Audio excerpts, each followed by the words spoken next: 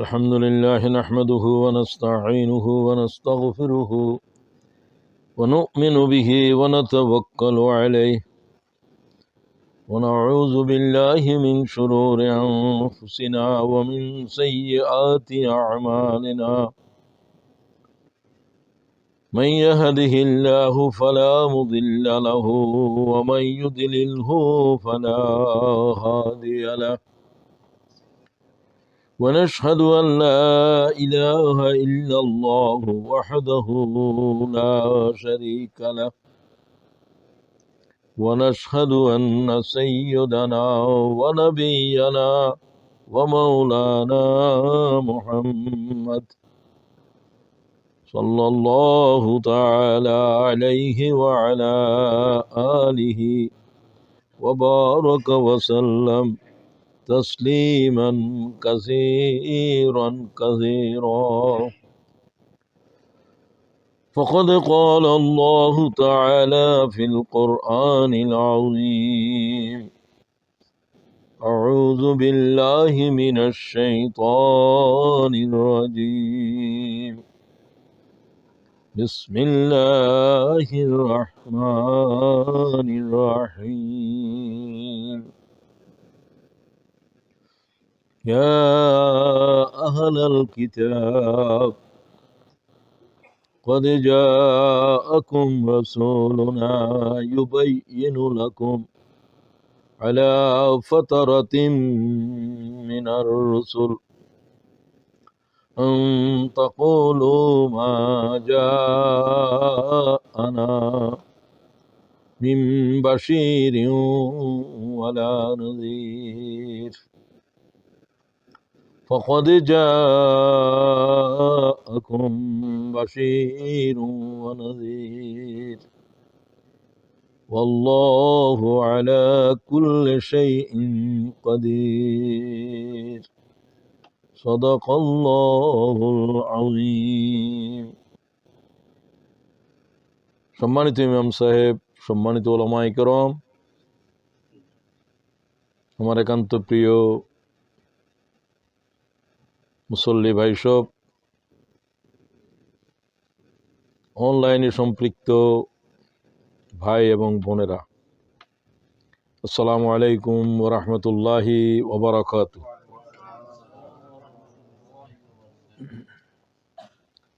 অত্যন্ত গুরুত্বপূর্ণ বিষয়ের উপরে আলোচনা চলছে। আপনাদের সামনে আমাদের আক্তার সাহেব বলেছেন, আলোচনার মূল বিষয় হলো মুহাম্মদ সাল্লাল্লাহু আলাইহি ওয়াসাল্লাম ইন দ্য কোরআন।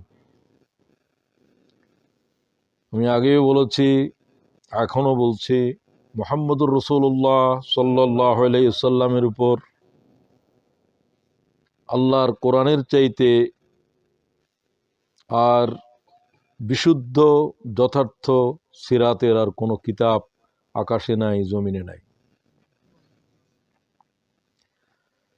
রাসূলুল্লাহ সাল্লাল্লাহু আলাইহি ওয়াসাল্লাম নিজের উপরে যত কথা বলেছেন তার চাইতেও গুরুত্বপূর্ণ কথা আল্লাহ তাআলা বলেছেন। যিনি মুহাম্মদের খালেক, যিনি মুহাম্মদ সাল্লাল্লাহু আলাইহি ওয়াসাল্লামকে নবুয়ত দিয়েছেন, যার সামনে মুহাম্মদ সাল্লাল্লাহু আলাইহি ওয়াসাল্লামকে নবুয়তের দায়িত্বের জবাবদিহি করা লাগবে, তিনি আল্লাহ পরবর্তীকার। তার চাইতে মুহাম্মদ সাল্লাল্লাহু আলাইহি ওয়াসাল্লাম সম্পর্কে আর বেশি কে জানে? আপনাদের কি ধারণা? আল্লাহর চাইতে আর বেশি কেউ জাননেওয়ালা কি আছে? মুহাম্মদ সাল্লাল্লাহু আলাইহি ওয়াসাল্লাম নিজেও না। সুতরাং রাসূল পাক সাল্লাল্লাহু আলাইহি ওয়াসাল্লাম সম্পর্কে আল্লাহ যে কথা বলবেন, এর চাইতে চূড়ান্ত আর কোনো কথা হতে পারে না। আগেই বলেছি, এটা সেই কিতাব যে কিতাবের প্রত্যেকটি শব্দ বর্ণের সাথে মুহাম্মদ জড়িত রয়েছে। সুবহানাল্লাহ। এটা ওই কিতাব নয় যে কিতাব মানব জীবনের সাথে কোনো ঘটনার সাথে সম্পৃক্ত নয়। এটা তৌরাত নয়, এটা ইনজিল নয়, এটা জবুর নয়। কেন নয়? ওই সমস্ত কিতাবগুলো কোনো জীবন ঘটনার সাথে সম্পৃক্ত নয়। এগুলোর ব্যাখ্যা দেয়া হয়েছে।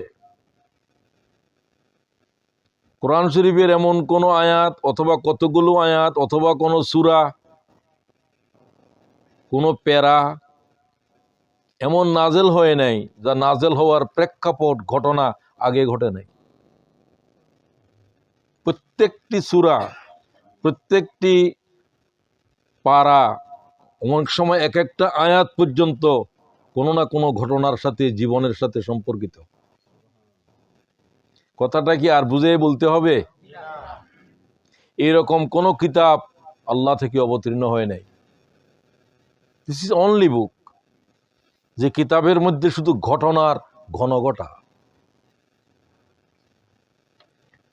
এই জন্য এটা খুব জীবন ঘনিষ্ঠ কিতাব, জীবনের সাথে সম্পৃক্ত নয়, একটা কথাও কোরআনে নাই। সুবহানাল্লাহ বিহামদিহি। তৌরাত তো এইভাবে নাজেল হয় নাই, কোনো ঘটনার সাথে নয়।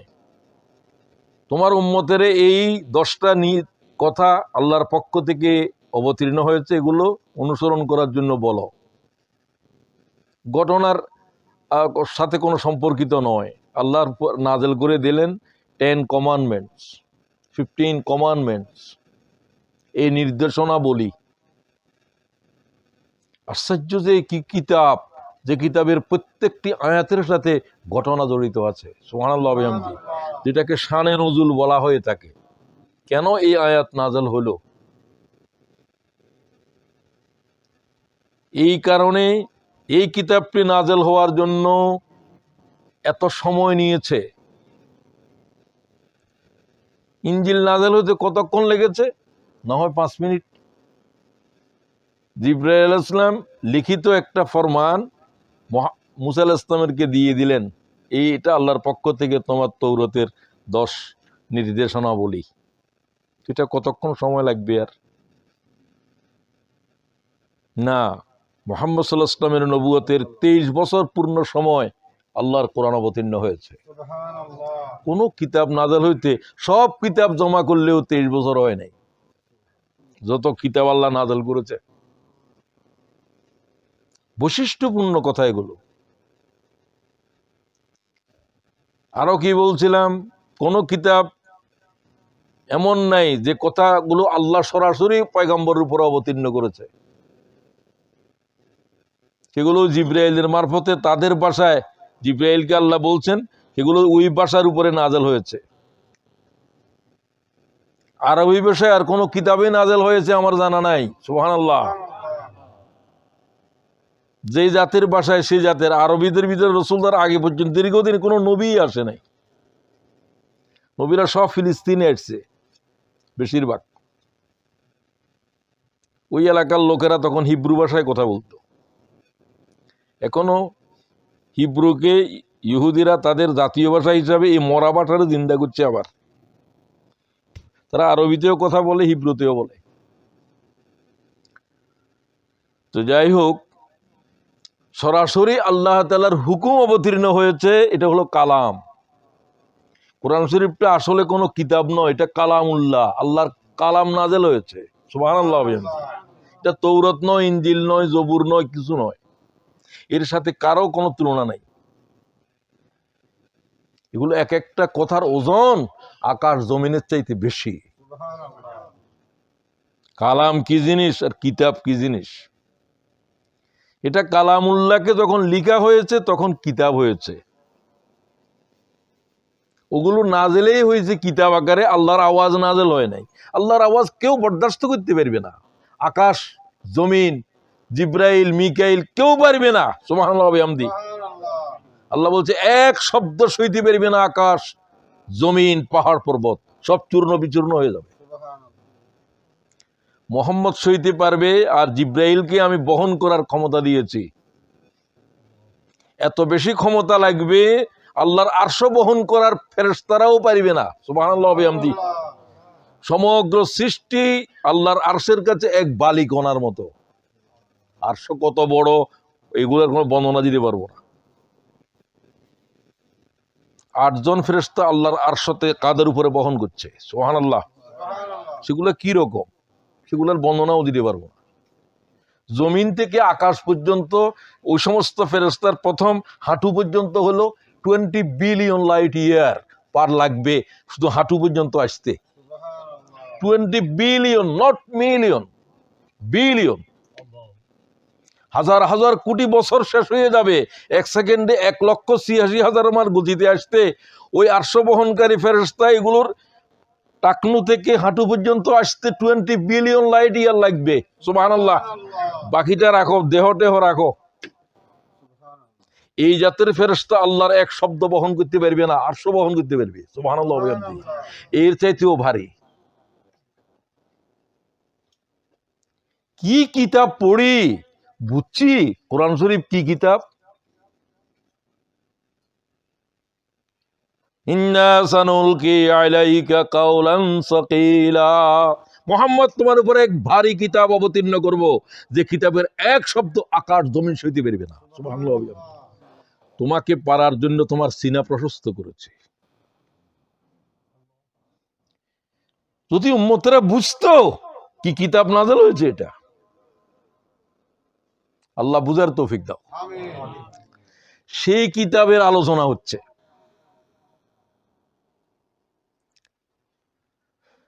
আমার আপনার যদি সময় না হয় বুঝার, সময় না হয় জানার, তাহলে এই হায়াত, এই জীবন কি কাজে আসবে? আপনি নিজেরা নিজে জিজ্ঞাসা করেন। একটা অপ্রয়োজনীয় কথা না হলেও নয়, চলবে, এই জাতের একটা কালাম আল্লাহর সারা কোরআনে নাই। সুবহানাল্লাহ বিহামদি। সব ফরজ, সব দরকারি। শুধু দরকারি নয়, লক্ষ লক্ষ দরকারি কথার থেকে একটা কথা, তা না হলে তো কিতাব এটা আসমানের উপরে উঠবে সব কথা বলতে বলতে গেলে। তো কত কম কথা বলার পরেও 30 পারা। কোন কিতাব এত বড় নয়। আল্লাহ যত কিতাব নাযিল করছে সব এর পেটের ভিতরে আছে। এটার নাম উম্মুল কিতাব। এটা হাজার হাজার কিতাব এর পেটের ভিতরে আছে। আমি বলছিলাম আপনাদেরকে, এই কোরআনের এক আয়াতের ব্যাখ্যা করলে হাজার হাজার কিতাব বেরিয়ে আসবে। সুবহানাল্লাহ। কি আজীব কথা এগুলো।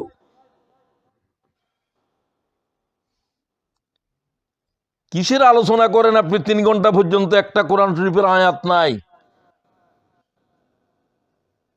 কি আলোচনা করেন আপনি? আপনার এই আলোচনা করার জন্য আল্লাহর কাছে জবাব দেয়া লাগবে। আলোচনা তো একটা কিতাবেরই করবেন, যে কিতাবের একটা আয়াত বর্ণনা করতে পৃথিবী কিয়ামত হয়ে যাবে, আলোচনা শেষ হবে না। সুবহানাল্লাহ। আপনি আলোচনার জন্য কিছু খুঁজে পাচ্ছেন না। এসব কথা আমি আপনাদেরকে বলতেছি, আবার বলতেছি মনে রাখার জন্য।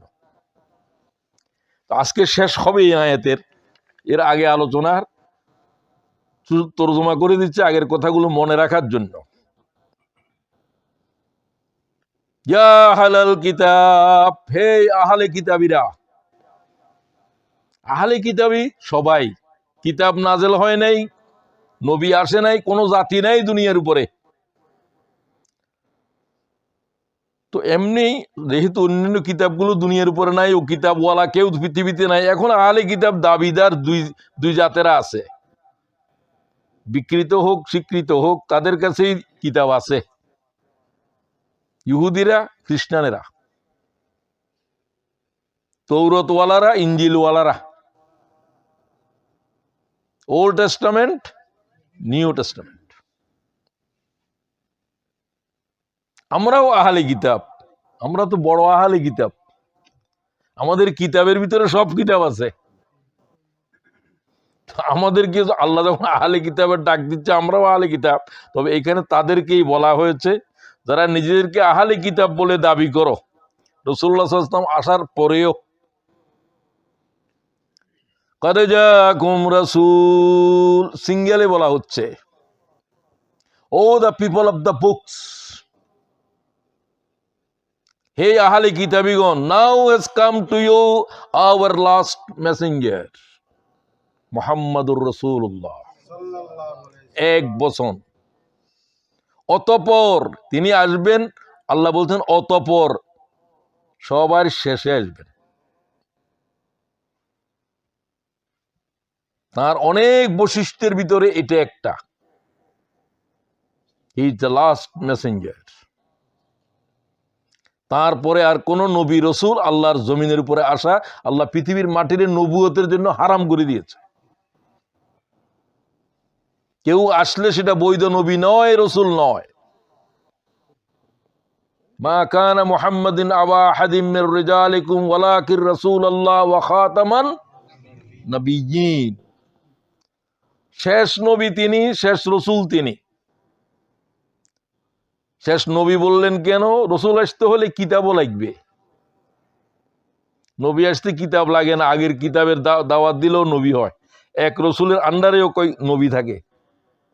নবী তিনি শেষ যদি হয়, সকল রসুলেরা নবী, সকল নবীরা রসুল নয়। আল্লাহ খাতামুর রসুল বলে নাই, ওয়া খাতামান নবিয়্যিন। গোলাম আহমদ কাদিয়ান আসার কোন জায়গা আছে নাকি? শেষ নবী তো এসে গেছে, তুমি কোত্থেকে আসলা? তোমার নবুয়তের কোনো বৈধ দলিল নাই। যেই পিতা সন্তানের কোনো দলিল নেই, পিতা কার থেকে, এটা কি বৈধ সন্তান না অবৈধ? তুমি জাল, অবৈধ। সমস্ত উম্মতে মুসলিমা একমত হয়েছে রসুলের পাকের পরে যদি কেউ নবীয়ত দাবি করে তাকে নবী মানে কাফের, সরাসর কাফের। এদের উপরে সন্দেহ করলে সেও কাফের। যাই হোক, সেটা আলোচনার বিষয় নয়। হে আহলে কিতাবীরা, আমার শেষ রসুল আসার কথা ছিল, এসে গেছে। তিনি কি জন্য আসলেন, কি করবেন, আল্লাহ সেটা বলতেছেন। ইউবাইয়িনু লাকুম আলা ফাতারাতিম মিনার রুসুল। দীর্ঘ 600 বছর, প্রায় 700 অথবা 600 বছরের উপর জমিনের উপরে কোন নবীর, কোন রসুলের কদম পড়ে নাই ঈসা আলাইহিস সালামের পর। ঈসা আলাইহিস সালামের মৃত্যু হয় নাই, সব নবীরা ইন্তেকাল করেছেন। একটা নবী এখনো ইন্তেকাল করেন নাই। তিনি কে? তার আব্বার নাম কি? তিনি আম্মার নামে পরিচয়, ঈসা ইবনে। একজনের মাও নাই, বাপও নাই, আদম। আর সবার বাপ আছে। আমাদের রসুলের নাম, আব্বার নাম হলো আব্দুল্লাহ, মোহাম্মদ ইবনে। ইবনে পিতার নামের পরেই বলা হয় পিতার নাম সাধারণত। একজন রসুলকে আল্লাহ যতবার নাম নিয়েছেন ততবার বলে দিয়েছেন ঈসা ইবনে মারিয়াম, ঈসা ইবনে মারিয়াম, ঈসা ইবনে মারিয়াম। মরিয়মকে যেখানে আল্লাহ বলছেন সেখানে বলছেন আহসানাত ফারজাহা, আহসানাত ফারজাহা, সতীত্ব রক্ষাকারী, সতীত্ব রক্ষাকারী, সতীত্ব রক্ষাকারী। সুবহানাল্লাহ। কারণ বিবাহ হয় নাই, ছেলে হওয়া, এটা কি সতীত্বের প্রশ্ন আছে কিনা? এটা আল্লাহ সাক্ষ্য দিয়ে বলছেন। তিনি একমাত্র সন্তান জন্ম দিয়েছেন যাকে কোনো পুরুষ স্পর্শ করে নাই। স্পর্শ করে নাই, স্পর্শ করতে অর্থ মানে কোন পুরুষের সাথে বিবাহ হয় নাই।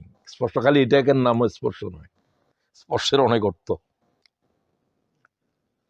তিনি একজন, তিনি একমাত্র মেয়ে, যে মেয়েকে আল্লাহ তাআলা কোন নবীকে এটা করেন নাই, যিনি শিশু অবস্থায় আল্লাহর জান্নাতের রিজিক খেয়েছে। নবী দেখেছে। কোন নবী? জাকারিয়া আলাইহিস সালাম, খালু, বায়তুল মুকাদ্দাসের ইমাম, নবীও। এই মেয়েটাকে মা পেটে থাকা অবস্থায় আল্লাহর রাস্তায় কি করেছে? ওয়াকফ করে দিয়েছে। মনে করেছিল একটা ছেলে হবে, হয়ে গেছে কি? খুব আফসোস করলেন। হান্না বিনতে ফুহাস, হান্না, হান্না না অথবা হান্না, তার আম্মার নাম মরিয়মের। ছেলে ছিল না, একটা বাচ্চা হবে, গর্ভবতী হলেন, নিয়ত করে ফেললেন যে আল্লাহ তাআলা, আমি বায়তুল মুকাদ্দাসের জন্য, খেদমতের জন্য আমার বাচ্চা পেটে তুমি যা দিয়েছো তো আমি ওয়াকফ করে দিলাম। আল্লাহ তুমি তারা লালন করিও, সব দায়িত্ব তোমার। মেয়ে যখন হয়ে গেছে, মেয়ে মসজিদে রাখবো কেমনে? এটা তো যারা আছে বায়তুল মুকাদ্দাসের তো সব খাদেম টাদেম সব তো পুরুষ, একমাত্র আলাদা ঘর করে দেওয়া হয়েছে। এবং কার দায়িত্বে থাকবে? তখন প্রায় 30 জনের উপরে খাদেম আছে, সাব ইমাম আছে, ইমামের পরে প্রত্যেকে তাকে নিতে চাইলো। লটারি করা হলো, ওয়াকাফালাহা জাকারিয়া। লটারিতে কার নাম উঠলো? কোরআনে আল্লাহ বলছেন লটারি। লটারিটা বহুত পুরান জিনিস। কোনো ধরনের বিতর্ক হলে তুমিও চাও আমিও চাও, তাহলে কি দিতে হবে? লটারি। ওয়াকাফালাহা জাকারিয়া, লটারিও মারাত্মক। 30 জন যারা সেবায়ত ছিল বায়তুল মুকাদ্দাসের খেদমতগার, ইমাম টিমাম সহ, তারা কলম নিক্ষেপ করলো স্রোতের উপরে, কার কলম ভেসে থাকে। এটা তো অসম্ভব জিনিস, শুধু জাকারিয়ার কলম দাঁড়িয়ে রইল। ওয়াকাফালাহা জাকারিয়া, কোরআনের আয়াত। তার হাতেই সুপর্দ করা হলো। তিনি আবার মেয়েটার খালু। খালু তো বুঝেন। তো তার তত্ত্বাবধানে তিনি খাবার দাবার আনতেন। কোনোদিন খাবার খাওয়াতে পারেন নাই। খাবার আগে দেখা যায় খাবার ওখানে আছে মেয়ের ঘরে। এখন আঙ্গুরের মৌসুম নয়, তখনও আঙ্গুর আছে। আমের মৌসুম নয়, তখনও আম আছে। ফল কোত্থেকে এসেছ, কোত্থেকে আসে এগুলো? তিনি বলেন যে আল্লাহ থেকে আসে, মালায়েকেরা দিয়ে যায়। তিনি দেখেন না, দিয়ে যায়। তিনি তো পয়গম্বর। ভাবতে পারেন এটা কোনো নবীর জন্য ঘটে নাই, আমার জানা নাই। এটা হলো ঈসা আলাইহিস সালামের আম্মা। আল্লাহ তাআলা মরিয়মের দরজাকে বুলন্দি দাও। হুজুর বলছে মরিয়ম জান্নাতে কদম রাখার আগে কোন নারী আল্লাহর জান্নাতে কদম দিতে পারবে না। আমার মেয়েও পারবে না। আমার মেয়ে উম্মতে মুহাম্মদীর নারীদের নেতৃত্ব দেবে, অন্যান্যদের দেবে, ইল্লা মারিয়াম বিনতে ইমরান।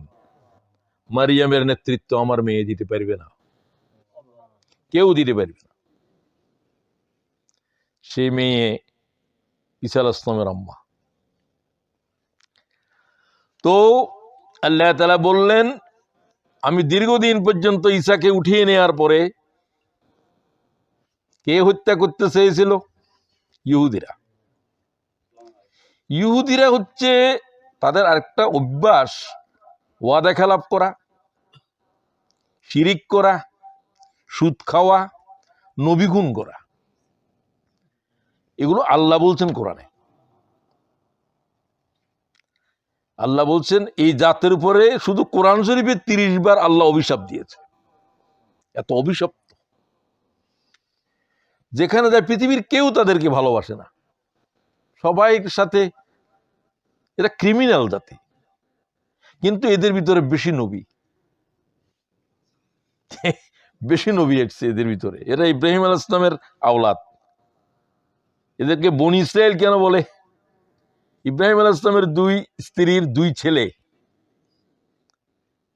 প্রথম স্ত্রী হলো সারা। সব নবী সারার পেটের বাইরে হয়েছে। সুবহানাল্লাহ। হাজেরাত থেকে একজন, মুহাম্মাদুর। হাজেরাত থেকে ইসমাইল, ইসমাইলের বংশে মোহাম্মদ, আর কোনো নবী নেই। ইসহাকের ছেলে হলো ইয়াকুব, ইয়াকুবের এক নাম হলো ইসরাইল। ইসরাইল মানে আল্লাহর বান্দা, এটা হিব্রু ভাষা। বনি ইসরাইল ইসরাইলের আওলাদ, বনি ইসরাইল। তার জন্ম ফিলিস্তিনে। আর ইব্রাহিম আলাইহিস সালামের জন্ম এখানে হলেও তাকে জন্মের পরে রেখে দেওয়া হয়েছিল মক্কায়, বনবাসে, লালিত পালিত সেখানে কাবাগরে। একে দিয়ে কাবাগর আবাদ করা হয়েছে, আর এদের এই আওলাদ দিয়ে বায়তুল মুকাদ্দাস আবাদ করা হয়েছে। কথা বোঝা যায় কিনা? ইব্রাহিম আলাইহিস সালাম হলো সব নবীদের আব্বাজান, আবাল আম্বিয়া। উনার কবর বায়তুল মুকাদ্দাস। শুধু বায়তুল মুকাদ্দাসের মসজিদের চারিপাশে কেউ বলছে 70,000, কেউ বলছে 4,000-এর উপরে হাজার হাজার পয়গম্বরের কবর আছে। আল্লাহর কাছে সবচেয়ে দামি জায়গা হলো আল্লাহর রোয়ে জমিনের মধ্যে, মক্কা নয়, বায়তুল মুকাদ্দাস। আল্লাহর আরশ এখানে থাকবে কিয়ামতের দিন। 30টার উপরে হাদিস আছে বাইতুল মুকাদ্দাসের জমিনের উপরে। মুকাদ্দাস মানে হলো সম্মানিত।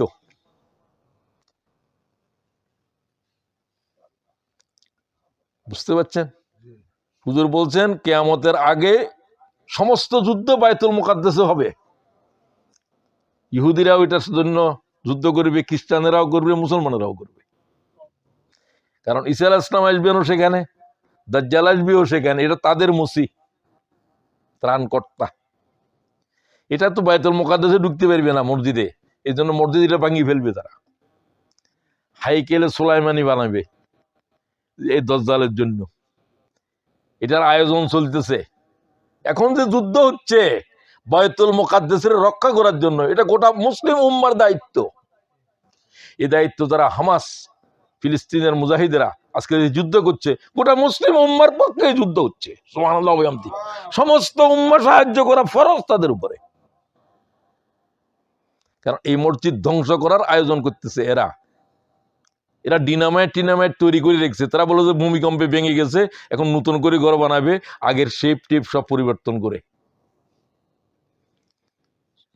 এটা কয় সুলাইমান আলাইহিস সালামের হাইকেল বানাবে, ওখানে অনেক কিছু আছে। কারণ ইসরায়েল ওই দাজ্জাল তো আল্লাহর এই কাবায় ঢুকতে পারবে না, 4 জায়গায় ঢুকতে পারবে না, তাম দুনিয়ারে তছনছ করে ফেলবে। আল্লাহর কাবায় ঢুকতে পারবে না, আর কোথায়? মদিনা, আর কোথায়? মুকাদ্দাস, আর মসজিদে তুর।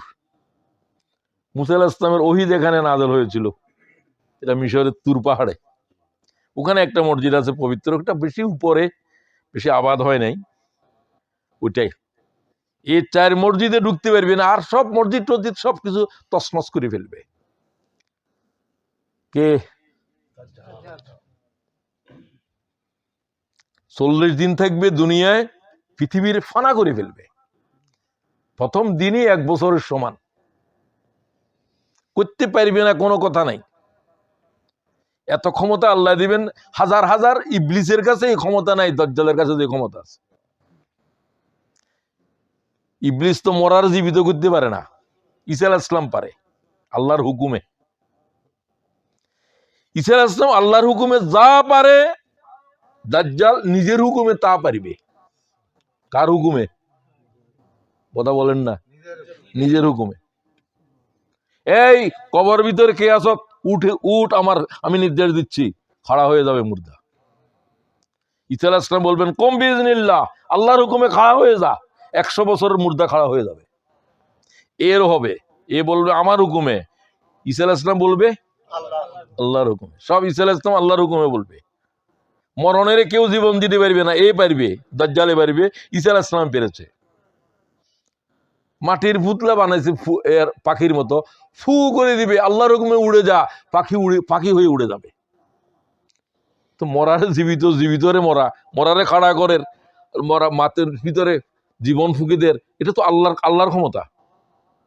এটা ঈসা আলাইহিস সালামকে আল্লাহ দিবেন আল্লাহ তাআলার অনুমতি ক্রমে, শব্দে, আল্লাহর নামের উপর। দাজ্জাল নিজের নামের উপরে করবে, সুবহানাল্লাহ ওয়া বিহামদিহি। এটা আল্লাহ তাআলার এই ক্ষমতা। এই জন্য ঈমান রাখা মুশকিল হবে। শক্ত ঈমান না থাকলে কেউ ঈমানের উপর থাকতে পারবে না। আল্লাহ তাআলা এই দাজ্জালের দেখাইও না। সবাই কো আমিন। দাজ্জালের উপরে কোনো পরীক্ষা দেওয়ার জন্য চেষ্টা করবে না। আল্লাহকে বলবো যে আল্লাহ এই পাপিষ্ঠ থেকে আমাদেরকে রেহাই দাও। তো হুজুর বলছেন দাজ্জাল থেকে রেহাই পাওয়ার সূরা কোনটা? হ্যাঁ, কাফের 10 আয়াত। কার কাফের পুরাটাই পরে দেখি, লন্ডনে দেখলাম, এটা তো ভালো, তবে 10 আয়াত, প্রথম 10 আয়াত। কেউ কেউ বলছেন শেষ 10 আয়াত পড়াও ভালো, প্রথম 10 আয়াতের উপরে বিশুদ্ধভাবে হাদিস বর্ণিত। ঠিক আছে, সবাই পড়েন, আশা করি পড়বেন। ফাতারাতিম মিনার রাসূল, রাসূল আসে নাই পৃথিবীতে মাত্র এই সময়টায়। আদম আলাইহিস সালাম এরপরে একদিনের জন্য আল্লাহর জমিন নবী থেকে খালি ছিল না। বলেছি আপনাদেরকে আমি, 600 বছরের উপরে প্রায় জমিনের উপরে কোনো নবী আসে নাই। ঈসাকে আল্লাহ যেদিন তুলে নিল, তারা ঘেরাও করে ফেললো ঈসাকে হত্যা করার জন্য। শুধু তার সাথীরা ছিল হাওয়ারি। কেউ বলছে এদের সংখ্যাও কম, 12 জন। ঈসা আলাইহিস সালাম বুঝলেন যে তারা হত্যা করার জন্যই তারা ঘেরাও করে ফেলছে ইহুদিরা, এবং বলল যে তোর মাও তোর জন্ম দিয়েছে, তোর কোনো বাপ নাই, তুই অবৈধ, তোর মা অবৈধ সন্তান গর্ভে নিয়েছে। এত বড় অভিযোগ মরিয়মের উপরে। তো আল্লাহ কোরআন শরীফে মরিয়ম শব্দ বলে নাই, এই শব্দ না বলে আহসানাত ফারজাহা। আচ্ছা যাই হোক, তখন তিনি যখন বুঝলেন যে তাকে হত্যা করা হবে, কোরআনের আয়াত, আজকে সকালে আমি লিখলাম এটা কি একটা প্রসঙ্গে, তখন তিনি বললেন যে তোমাদের ভিতরে কেউ কি আমার জন্য এই মুহূর্তে জীবন দিতে পারবা? হাওয়ারিরা বলল পারবো। এই সবাই বলল, একজন যুবক ভাই বললো যে আমাকে দেন, আমি পারবো। কি পারবা? এখন তোমার ভিতরে আমার সুরত এসে যাবে। তারা ঘর ভেঙে ঘরে ঢুকতেছে, আমাকে আল্লাহ উঠে ফেলবে এখন, সেটা জানেন তিনি, আল্লাহ তাকেও জানা দিচ্ছেন। ঘরের ভিতর থেকে এক ছিদ্র, অটোমেটিক ছিদ্র আল্লাহ তাআলা হুকুম করলে কি, মালায়েকাদের দুই কাঁধের উপর দুইজনের হাত দিয়ে তিনি সবার সামনে, তাদের সামনে উঠে চলে গেলেন। একজনের চেহারার ভিতরে ঈসা আলাইহিস সালামের চেহারা এসে গেল। তারা কয় পাইছি, শুলে টেনে এলো, অত্যাচার করলো তার উপরে ভয়ানক ভাবে। বাকিরা তো দেখছে যে ঈসা আলাইহিস সালাম চলে গেছে, আবার তারা দেখলো যে ঈসা আলাইহিস সালামের এটাই তো ঈসা আলাইহিস সালাম, ঈসা তো এটাই। একটা ভয়াল একটা কিসের ভিতরে পড়লো, দ্বন্দ্বের ভিতর। এই দ্বন্দ্ব এখনো আছে, কিয়ামত পর্যন্ত এই দ্বন্দ্বের কোনো মীমাংসা হবে না। ঈসা আলাইহিস সালাম আসলে মীমাংসা হবে, তখন আর মীমাংসা হয়ে কি হবে? 33 বছর বয়স তখন, ওই বয়সে তিনি আসবেন। এই বয়সের কোনো বয়সের তারতম্য হবে না। পৃথিবীর সীমা দ্বারা অতিক্রম করে বিজ্ঞানীরা এখন বলতেছে, আইনস্টাইন বলতেছে, আলোকের গতিতে কেউ যদি অগ্রসর হয়ে চলে যায় পৃথিবী থেকে, তাহলে তার পরে সময় জিরো হয়ে যাবে। সময় জিরো, সময় আর চলতেছে না তার জন্য। সে ওই বয়সে, আবার রাসূলুল্লাহ মেরাজে গেলেন 35 বছর ছিলেন দুনিয়ার হিসাবে, কথা বুঝেন নাকি? আবার সে অবস্থায় আসলেন, পানি এখনো গড়াইতেছে, 1 মিনিটও যায় নাই। সুবহানাল্লাহ। কারণ পৃথিবীর সীমা ডেঙ্গে গিয়েছেন আলোকের গতিতে, বর্কের গতিতে। আজকের 1500 বছর পরে বিজ্ঞান আবিষ্কার করছে, এর আগে বিজ্ঞানীরাও জানতেন না। এটা আইনস্টাইন বলছে। আইনস্টাইন হচ্ছে বিজ্ঞানীদের মাথা, তিনি ইহুদি। তিনি বলেন আমি আল্লাহতে বিশ্বাসী, আহলে কিতাব, আল্লাহতে বিশ্বাসী, শক্ত বিশ্বাসী। কিন্তু তিনি একেবারে কড়া ইহুদি। ইহুদিদের ভিতরে অনেক ভালো মানুষও আছে, কিন্তু কারণ ইহুদিদের অত্যাচারের বিরুদ্ধে মিছিল করে দেখেন না, হাজার হাজার ইহুদি আছে, কিন্তু এরা ভালো। আল্লাহ কোরআন শরীফে বলছেন ইহুদিদের ভিতরে এমন লোক আছে, তোমরা তাদের সবাইকে একরকম ভাবে কথা বলিও না। এদের ভিতরে এমন লোক আছে যারা রাতের শেষ অংশে আল্লাহর ভয়ে কাঁদে, আল্লাহ কোরআন শরীফে বলছে। এবং এটা ইহুদিদের ব্যাপারে বলছে, ইহুদি আলেমদের ব্যাপারে। কথা বোঝা যায়? দুষ্টগুলো তো আছে, দুষ্ট বেশিরভাগ। আচ্ছা,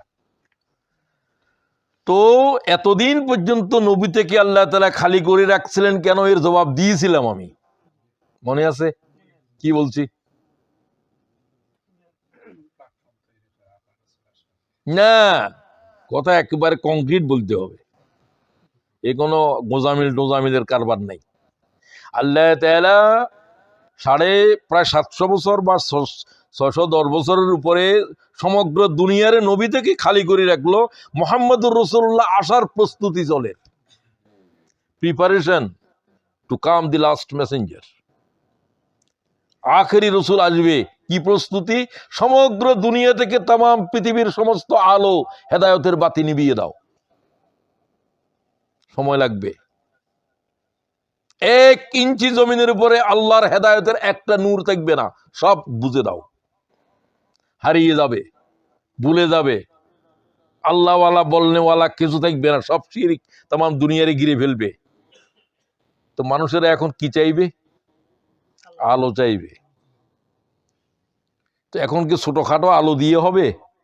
এমন আলো লাগবে যে আলো তাম রোয়ে জমিনের আলোকিত করতে পারে। এরকম কোনো আলো এর আগে নাজেল হয় নাই। মুসা আলাইহিস সালাম এত পাওয়ারের, 500 ওয়াট, এটা 1000 ওয়াটের, এটা এত ওয়াটের, তাম দুনিয়া আলোকিত করার কোন রসুল নাই। সব কওমি ছিল, কওমি এলাকার, বিশ্ব নয়। Mohammad is the global Messenger.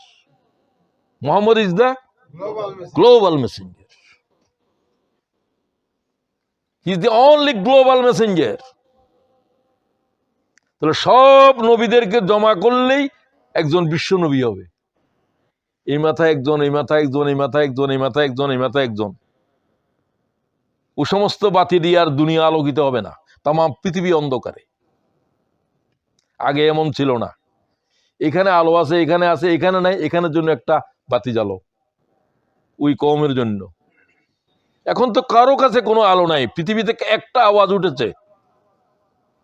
আল্লাহ তোমরা বলতেছিলে আনতাকুলু মা জানা মিন বাশিরিন ওয়ালা নাযীর, আল্লাহ আমাদের জন্য কি একজন বশির অথবা একজন নাজির কি পাঠাবে না?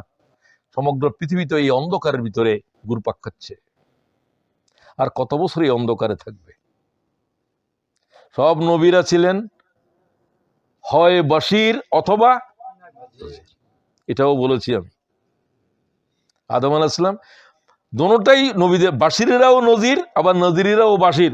বেশি প্রাধান্য দুইটার ভিতরে, বেশি প্রাধান্য কারো ভিতরে বাশারতের, কারো উপরে নাজারতের।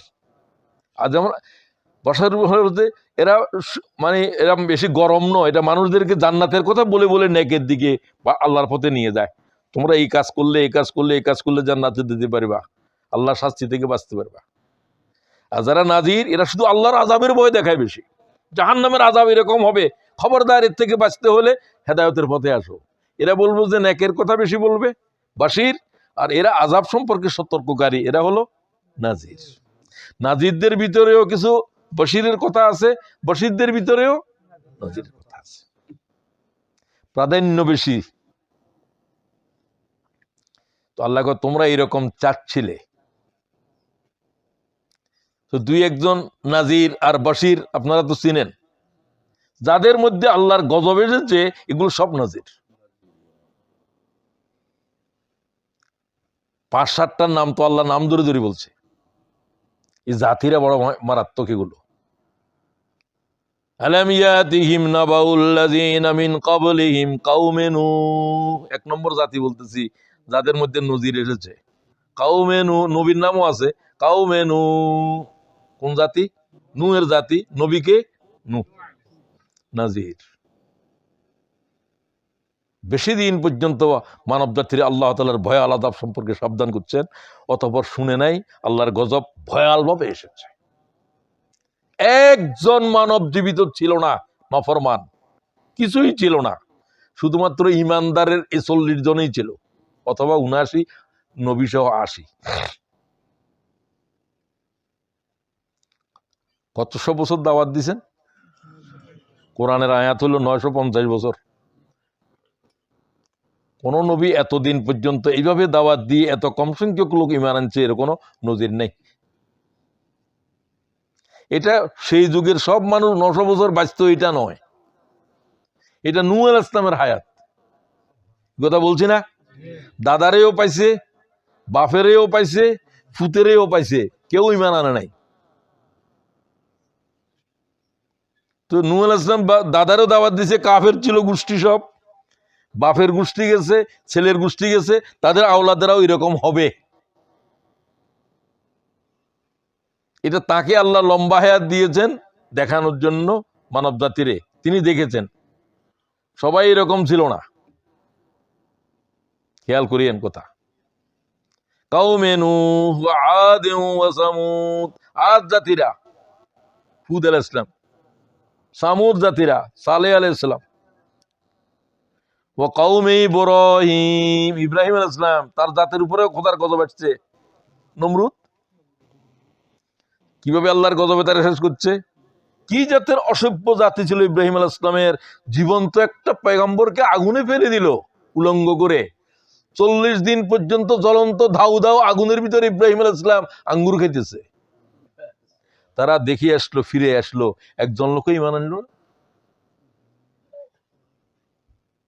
তার বাপও আনলো না। ঠিক কিনা বলেন? এই জন্য যারা বলে যে এটা দেখালে ইমান আনবে, ওটা দেখালে, এইরকম দেখানোওয়ালা যারা চাইছে কেউ ইমান আনে নাই। ইমান যারা আনবো তারা গায়েবের উপরে আনবো, যারা দেখতে চাইবো এরা ইমান আনবে না। আল্লাহ এইভাবে বলছে, আমি আল্লাহরে দেখার পরেও এরা ইমান আনবে না, বলবে যে এটা যে আল্লাহ, তার দলিল কি? এবং এবং মুসার জাতিরাই তাই করেছে। আশ্চর্য বিষয়, ইহুদিরা কি জাত! তারা মুসারে বললো যে তুমি কি তুর পাহাড়ে যায় কি করো? আল্লাহর সাথে কথা বলো। কুই আল্লাহর সাথে আমাদেরকে দেখাও আল্লাহ কিরকম, নাহলে ইমান আনতাম না। বলে কি, আল্লাহর তো আমিও দেখি নাই, আল্লাহ আমার সাথে কথা বলে, এটা তোরা কিছু বুঝবি? কয় না, তোমার আল্লাহ কি কথা কয় আমরা দেখতে চাই। জাতিরা না বুঝলে কি করবে? আল্লাহর সাথে পরামর্শ গুলো, আল্লাহ কয় ঠিক আছে, এদের থেকে এদের প্রতিনিধি বাছাই করতে ক 70 জন। কয়জন? 2 লাখের মতো উম্মত, আরো বেশি, 70 জন। আইয়ো, তোমরা ওই দূরে ওখানে দাঁড়ায় থাকো, মসজিদের বাইরে দাঁড়ায় থাকো, আমি আল্লাহর সাথে কথা বলতেছি, তোমার লক্ষ্য করো। তো তারা লক্ষ্য করলো যে মুসা আলাইহিস সালাম আল্লাহর সাথে কি কয়, প্রশ্ন করে। আল্লাহ কি, আর মুসা আলাইহিস সালাম কি আল্লাহ দেখতেছে? লান তারানি, মুসা আমাকে দেখার চিন্তা করিবে না, আমাকে দেখা সইতে পারিবে না, চোখ গলে পানি হয়ে যাবে, অসম্ভব। শুধু মোহাম্মদ আল্লাহরে দেখছে। আমার ইমান এটা। হযরত আয়েশারও মিল নেই আমার সাথে, আয়েশার আব্বার মিল আছে। বিতর্কিত বিষয়। ইবনে আব্বাস বলছে যে রাসূলুল্লাহ সাল্লাল্লাহু আলাইহি ওয়াসাল্লাম মেরাজ থেকে এসে বলছেন যে রাআইতু নূর, নূর আল্লাহ, আমি আল্লাহর নূরের দেখেছি। সুবহানাল্লাহ। ইমাম মুসলিম এই হাদিস গ্রহণ করেছে। হযরত আয়েশা বলেন রাসূলুল্লাহ সাল্লাল্লাহু আলাইহি ওয়াসাল্লাম কোরআন শরীফ বলছে আল্লাহরে কেউ দেখতে পারবে না দুনিয়ার হায়াতে। ঠিকই আছে, আয়েশার কথাও ঠিক আছে, দেখছি সেটাও ঠিক আছে। তো মুহাক্কিকিনেরা বলেন যে এটা নিয়ে বিতর্ক না করাই ভালো। মুসা আলাইহিস সালাম তো পয়গম্বর দেখতে চায় যে আল্লাহ আমার দেখতে পারবে না, আচ্ছা পাহাড়ের দিকে দেখো তোমার চোখ স্থির থাকে কিনা। চোখ কি স্থির ছিল? পাহাড় পর্যন্ত গলে চূর্ণ হয়ে বালি হয়ে পুড়ে গেছে, যেগুলো সুরমা হয়ে তোমরা চোখে দাও। খাররা মুসা সায়কা, মুসা বেহুশ হয়ে জমিনের উপরে পড়েছিল। ওয়াল্লাহ আমি মাফ চাই, তোমাকে দেখার এ আরজু কেন করলাম?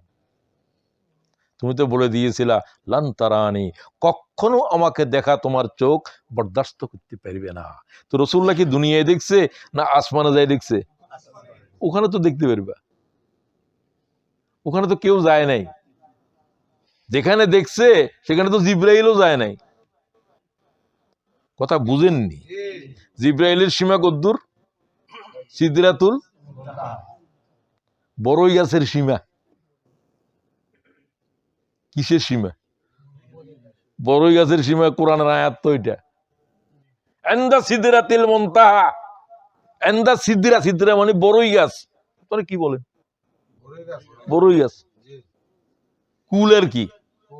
হ্যাঁ, কুল গাছ। সৃষ্টির শেষ সীমা যেখানে বলছে, জিবরাইল বলছেন ইয়া রাসূলুল্লাহ, এর থেকে এক চুল সামনে গেলে আমি পুড়ে যাব। এটা আল্লাহর নূরের রাজত্ব চলছে ওখানে। রাসূলুল্লাহ বলছে আমার মেরাজের শেষ স্টেপ, শেষ মঞ্জিল এখান থেকে শুরু হবে। এটা আল্লাহ জানে আর আপনি জানেন, আমি কিছু জানি না। আমি এর আবার এখানে যখন আসবেন এখান থেকে নিয়ে যাব দুনিয়ার দিকে। এত আস্তে সুবহানাল্লাহ বললেন। কোন রসুলের উম্মত হয়েছেন বুঝছেন নি আপনি? জিব্রাইল জাতি পারেন না যে সেখানে আল্লাহ তাআলার পয়গম্বর পায়ে জুতা অবস্থায় চলতে সেদিকে। আপনি এই রসুলের কি চিনছেন? আমি কি চিনলাম? আমি আগেই বলে দিয়েছি মুহাম্মদের আল্লাহ ছাড়া কেউ চিনে নাই। সুবহানাল্লাহ বিহামদি। আমি তো মাঝে মাঝে বলি যে মুহাম্মদেও চিনে নাই। মুহাম্মদের আল্লাহ কি দিয়েছে, মুহাম্মদে কি জানবে? এটা যে কেন বললাম তার দলিল শুনেন। আর হাবিবের জিজ্ঞাসা করিও, জিব্রাইলের আল্লাহ কয় ওয়া রাফা'না লাকা যিকরাক, আমি মুহাম্মদের আলোচনাকে আলোচনার দিগন্ত, আলোচনার শেষ, আরো প্রসারিত, আরো প্রসারিত, দিগন্ত বুঝেননি? যেখানে গেলে চোখে খালি জায়গায় দাঁড়াইলে কোনো এক জায়গায় দেখবেন যে আসমান জমিনের লগে মিশে গেছে, ওটার নাম দিগন্ত রেখা। মানে চোখ আর চলতেছে না, এর দূর অন্ত, দিকের কি হয়ে গেছে তো। ওখানে আসলে অন্ত হয় নাই, তোমার চোখের দৃষ্টিসীমা এতটুকু। আমি এটাকে আরো প্রসারিত করেছি, আরো প্রসারিত কতটুকু করেছি, এটা আমার হাবিবের জিজ্ঞাসা করিও কি বুঝছে। রাসূলুল্লাহ জিজ্ঞাসা করে, আপনি কোরআন শরীফের এই আয়াত আল্লাহ আপনার মর্যাদার যে আরো বাড়াইছে, কয় কতটুকু আপনি কি বুঝছেন? কয় যে তুমি বলো কি বুঝছো। আমি তো হুজুর আমি বুঝি না বলে নাই, আচ্ছা তুমি বলো কি কি বুঝতে চায় আল্লাহ তাআলা। রাসূলের প্রশ্নের জবাব এইভাবে খুব বুদ্ধির সাথে দিতেন।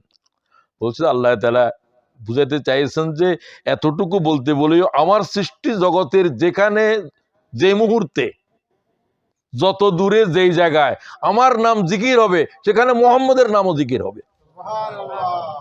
এর আর বড় কথা কি?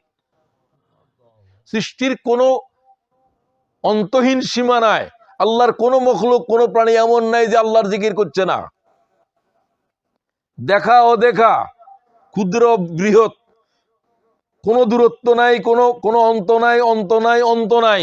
ওই অন্তহীন জগতের ভিতরে আল্লাহর জিকির চলছে। আল্লাহ যেখানে আমার জিকির হচ্ছে, যেখানে মুহাম্মদের জিকির আছে। সুবহানাল্লাহ ওয়া বিহামদি। আশহাদু আল্লা ইলাহা যেখানে হবে, সেখানে আশহাদু আন্না মুহাম্মাদুর রাসূলুল্লাহ হবে। সুবহানাল্লাহ ওয়া বিহামদি। মুসরিতে আল্লাহ রাসূল দেখলে তুমি কো শিরিক বুঝার, তুই শিরিক বুঝছ নেই, ও জালেম। শিরিক সম্পর্কে কোনো ইলম নাই তোর কাছে। ওয়া রাফা'না লাকা যিকরাক, ইবনে কাসির তার তাফসীর করতেছে। আল্লাহ তাআলা আমাদের জাহান খুলে দাও। আমিন আমিন বলো না। আমিন বলে লক্ষ ফেরেশতা আমিন বলে। তো আমিন তো আল্লাহ কবুল করে, একটা আমিন কবুল হলে তো জান্নাতে যাবে। খালি জিমেলে হবে নাকি দেওয়ালের সাথে? তো একজনে জিমে, আরেকজনে খালি এই কথা মনে করলে যে তার উপরে সকিনা নাযিল হওয়ার গুঞ্জক না, এগুলো ইবলিসের সবক। কিছুদিন তখন তবলিগে ছিলাম, তো এক ভাই ঘুমাচ্ছে, আমি বলে জাগাই দিই, কয় না না, আমি সবে কয় সকিনা নাযিল হওয়ার। কি সকিনা নাযিল? কোন সকিনা এটা? সকিনা মানে হচ্ছে যে আল্লাহ তাআলার দয়া অবতীর্ণর। তো কিছু শুনতেছে না, কি সকিনা নাযিল হওয়ার? তো শয়তানে পাইছে। আমি বলি এই জমাতে তো আমি থাকতে পারতাম না। এগুলা হচ্ছে তো বোকাদের জমাত, যাদের কোনো প্রশ্ন নাই, যা হুজুরে কয় সকিনা নাযিল হওয়ার, চুপ থাকো। আমি ফিরতাম না এই সমস্ত। তো আমার জন্য সেটা সম্ভব নয়। আমার জন্য ওখানে লাগবে যেখানে আকল আছে মানুষের। হায় হায় হায়, কি জাতের গোমরাহির ভিতর হায়াতের খতম করে দিচ্ছ। একটা কোরআন শরীফের আয়াত পড়ো না, বই একটা বড়, দেখি আল্লাহ নাযিল করছে। যা আছে হাদিসের 4 ভাগের 3 ভাগ হলো যে জাল হাদিস, কোরআন আয়াতও নাই। আফসোস উম্মতের জন্য। উম্মতের হায়াত কেন নষ্ট করছো? যাই হোক, কারো এখন মুসলমানদের ঐক্যের সময়, কারো ব্যাপারে কিছু বলতেও চাই না। আল্লাহ বলা থেকে জিহ্বার সংযত করি দাও, সকলেরই নিয়ে থাকতে হবে। উম্মতের শেষ অবস্থা, ঠিক কিনা? যে যার অবস্থার উপরে থাকো, আল্লাহরও জবাব দিলে হইলো আমার তো কিছু নাই, আমি চাইছি সব মিলে থাকো। এখন হানাফি, শাফি, মালিকি এ সমস্ত নিয়ে ঝগড়া করিও না। শিয়া আলু শিয়া, তো সাহায্য তো শিয়ারা করে। তোমার সুন্নি হলো কি করে? সুন্নি হলো তো ইহুদির তেল বেচের, ঠিক কিনা বলো? এখন ইহুদির কাছে গোপনের তেল বেচের, নাম বললাম না কারা, তোমরা সবাই বুঝো। তো শিয়া যার করে তারাই তো যুদ্ধের তার রসদ যোগাইতে আছে, তারাই তো বাইতুল মুকাদ্দাসের মুক্তির লড়াই করেন, তারা তো হামাসের নির্যাতিত মুসলিমদের পাশে দাঁড়িয়েছে। তো তোমার মতো সুন্নির কি দরকার?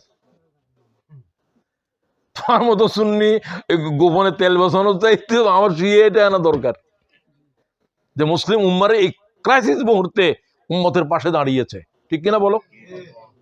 এখন শিয়া সুন্নির ঝগড়া করার কি সময়?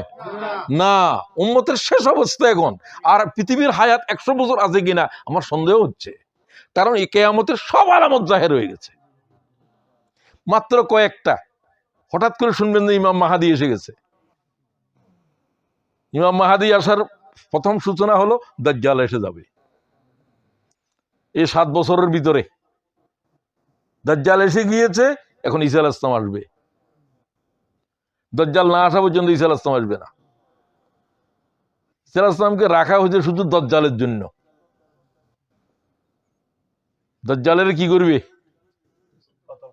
কতল করবে খঞ্জর দিয়া, তার রক্ত কলকল করে এইভাবে খঞ্জর রক্তাক্ত হবে, তখন আর পরমাণু টরমাণু থাকতো না, এগুলো এক রাতে চলে যাবে। পরমাণু সব কিছুর কি আছে, চাবি আছে এই কম্পিউটারে, কম্পিউটার স্ক্রিনে আর কিছু আসবে না। বিশ্বাস হয়? কম্পিউটারে মাঝে মাঝে ভাইরাসে আক্রান্ত হয়, এটা বুঝেননি? ও কঠিন ভাইরাসে পাবে, কিয়ামতের ভাইরাস, ওটা সব স্ক্রিন ডিলিট করে দিবে। তাহলে পরমাণু বিস্ফোরণ করবে কেমনে? এগুলো তো লক করা আছে স্ক্রিনের ভিতর। সমগ্র পৃথিবীর জ্ঞান ও বিজ্ঞান এখন এখানে, এটার স্ক্রিনের ভিতর আর কিছু আসতেছে না।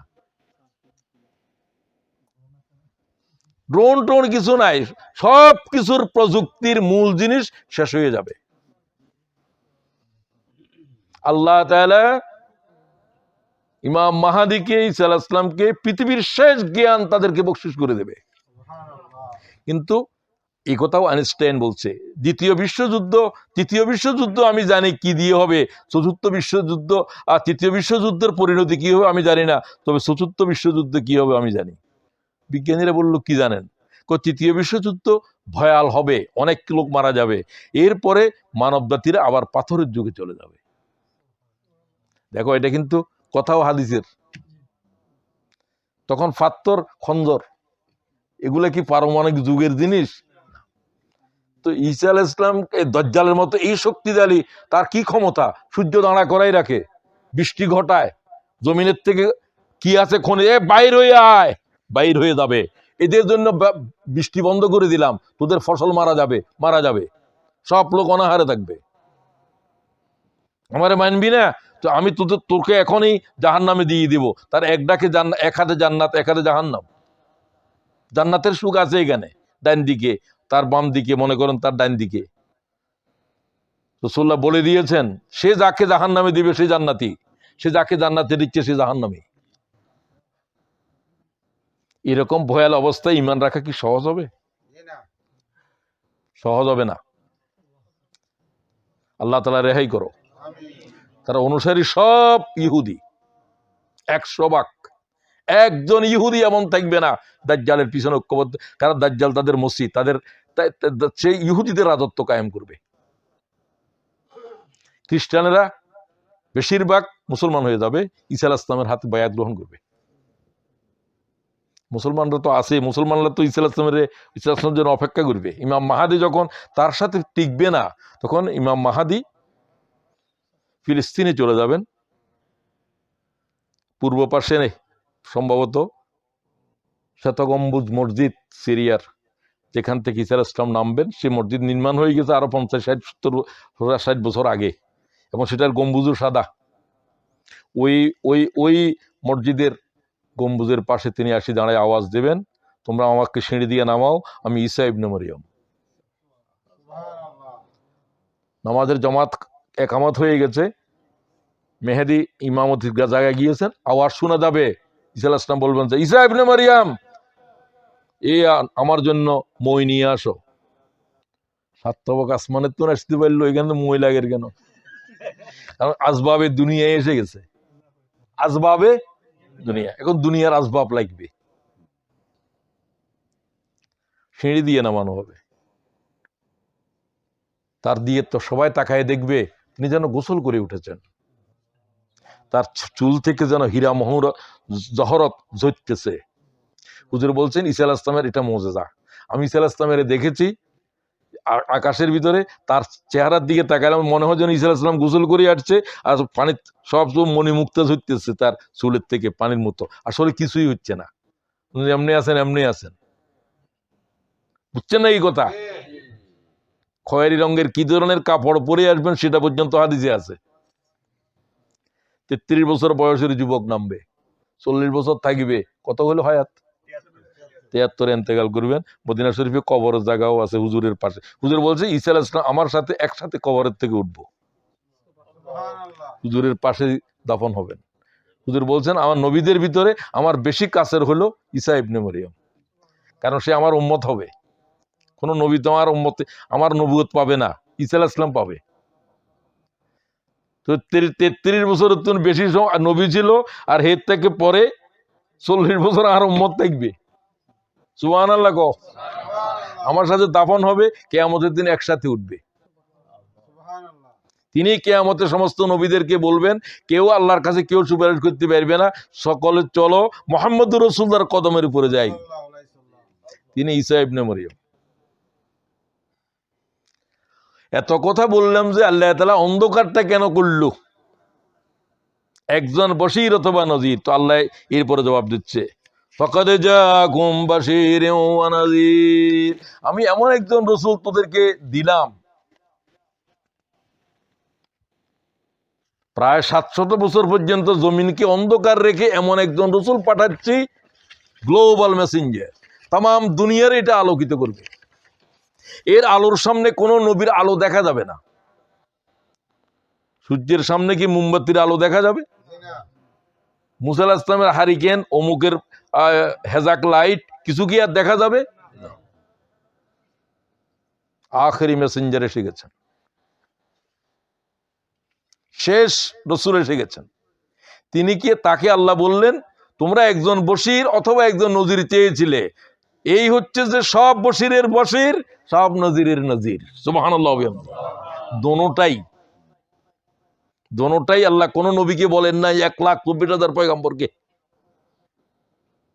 কেন বললেন এই কথাটার জবাব দিয়ে আজকের আলোচনা শেষ। তো বশীর বলতে হলে শুভ সংবাদ লাগবে, জান্নাতের শুভ সংবাদ দেবে। জান্নাত কোন নবী দেখেছে? কিরকম শুভ সংবাদদের কথা বলো? জান্নাতে গেলে এই আছে, নবী কি দেখছে নাকি? কোত্থেকে বলে? আল্লাহ থেকে বলে। আল্লাহ থেকে বলার নাম হচ্ছে কি? কি আল্লাহর কথার উপরে ঈমান। কি ঈমান? গায়েবের উপরে ঈমান। তবে এই গায়েবের উপরে সবারই ঈমান আনতে হবে, তবে এই ঈমানটা হলো ইলমুল ইয়াকিন। ঈমান আরো দৃঢ় হলে কয় ইয়াকিন। এই ইয়াকিনটা আমাদের আপনাদের যে ইয়াকিন আল্লাহর উপরে, জান্নাতের উপরে, এটা কি ইয়াকিন? সবাই বলেন ইলমুল ইয়াকিন। কোরআন শরীফ পড়ছেন যে সেটা, ওই জ্ঞান আমাদেরকে, এই ইলম আমাদেরকে বলছে রাসূল থেকে, নবী থেকে, আল্লাহ থেকে। এই ইয়াকিনের নাম কি ইয়াকিন? ইলমুল ইয়াকিন। সব পয়গম্বরদের ইয়াকিন ইলমুল ইয়াকিন। আর যদি কেউ দেখে জান্নাতের, আর এটা নাকি জান্নাত, এত রোমাঞ্চকর, এত সুন্দর, বর্ণনা এক জিনিস, দেখা আর এক জিনিস। দেখা বিশ্বাসের নাম হলো যে আইনুল ইয়াকিন। কি ইয়াকিন? এটা কোন নবীর নাই, এটা তো জিবরাইলেরও নাই। আল্লাহ সম্পর্কে মনে করে জিবরাইল আল্লাহরে দেখেও না, এখন জিবরাইলে দেখে না মিয়া, আর কে দেখবে? আল্লাহ কি রহস্য, কিয়ামতের দিনে কেউ দেখবেন না, কিন্তু আল্লাহর আওয়াজ শোনা যাবে, থরথর করবে কিয়ামতের মাঠ। এই প্রথম বুঝেন এই বশীর এবং অন্যান্য বশীরের পার্থক্য কি, এই নাজির অন্যান্য নাজিরের পার্থক্য কি নবীদের সাথে রাসূলুল্লাহ। মোহাম্মদ আল্লাহর জান্নাতের দেখো, তোমার উম্মতের এই জান্নাতে যাওয়ার জন্য বলো, আবার দুনিয়ায় চলে যাও। সুবহানাল্লাহ বললেন না? 1,24,000 পয়গম্বরের জান্নাত দেখাইছে? এরা জান্নাতের বর্ণনা কি দিছে? এরা জান্নাতের বর্ণনা দেওয়া আর রাসূলুল্লাহ জান্নাতের বর্ণনা দেওয়া কি এক? ইলমুল ইয়াকিন, আর এটা হলো। আমি আপনাদেরকে বললাম কক্সবাজারের সাগরের সৈকতে দাঁড়িয়ে দেখলাম সাগরের তরঙ্গগুলো কিভাবে বেলাভূমিতে আছাড় খাচ্ছে, সেই দৃশ্য আমি ভুলতে পারি না। আপনারা কি দেখেছেন? অনেকে অনেকে হয়তো দেখেন নাই। তো বলছে যে হুজুর কি আর মিথ্যা বলতেছে? আমি তো দেখছিলাম। তো দেখে কি দিয়ে আর শুনলাম, শুনে কি দিয়ে? তো চোকার কানের ভিতরে ব্যবধান ক আঙ্গুলের? আসলে কি 4 আঙ্গুল না 4,000 বছর দেখা। আর একসময় লন্ডন দেখি নাই, বিশ্বাস করছি। সবাই যা লন্ডন থেকে গেছে, আমার ছেলে থাকে এখানে বহুত আগের থেকে, তো সে গিয়ে বলছে আব্বু লন্ডন এইসব। তো লন্ডনের উপর আমার ইমান আনছে, একিন ছিল এলমুল একিন, এখন আমার এটার উপর কি ইকিন, আইনুল একিন, মানে যেখানে কোনো সন্দেহের গুঞ্জাইশ নাই। একটা পয়গম্বর জাহান্নাম দেখলো না, জাহান্নামের শাস্তি কি আল্লাহ এবং রসুল যা বলেন সেগুলো উহার থেকে তারা বলছেন। এটির জান্নাতের বর্ণনা দেওয়া আর মোহাম্মদুর রসুল্লাহ জান্নাতের বর্ণনা বুঝছেন আপনি এখন? সুবহানাল্লাহ কোন জান্নাতের দেখে এসে উম্মতের কয় জাহান্নামের ভয়াবহ আযাব, প্রত্যেকটা শাস্তি দেখানো হয়েছে। সুদ খেলে কিরকম হবে? জিব্রাইলকে বললো যে এরা কারা যাদের জিহ্বা কাটা হচ্ছে? এরা মিথ্যা কথা বলতো ওয়াজ মাহফিলে, রসুলদার হাদিস বলছে, আসলে রসুলদার হাদিস ন। জিহ্বার কেচি দিয়ে কাটা হচ্ছে, আবার জিহ্বা ভালো হয়ে যাচ্ছে, আবার কাঁচা হচ্ছে। এত বড় পেট, পেটের ভিতরে এত ইঁদুর, এত বিষাক্ত সর্প, এরা সুদখোর। এগুলো রসুলকে দেখানো হয়েছে। উম্মতের এই খবর দাও। এখন বুঝলেন কিরকম বাসির কিরকম নাজির? বুঝেন নাই এতদিন, আমার মনে হয় অনেকেই। আমার বুঝতে 70 বছর লাগলো, আপনি এত তাড়াতাড়ি কি করে বুঝলেন? আমার জিন্দিগি শেষ হওয়ার পরে আমি বুঝছি এটা, এতদিন পরে। এই আয়াত তো বহুবার পড়েছি। 70-80 দশক থেকে আমি কোরআন শরীফ পড়ি, পড়ি। কিন্তু লন্ডনে আসার আগে আমি অনেক কিছু যেন বুঝি নাই। লন্ডন আমার কাছে এত প্রিয় এই জন্য, আমার ইমান দুরস্ত হয়ে গেছে, আমার আমলের ভিতরে বিপ্লব এসেছে।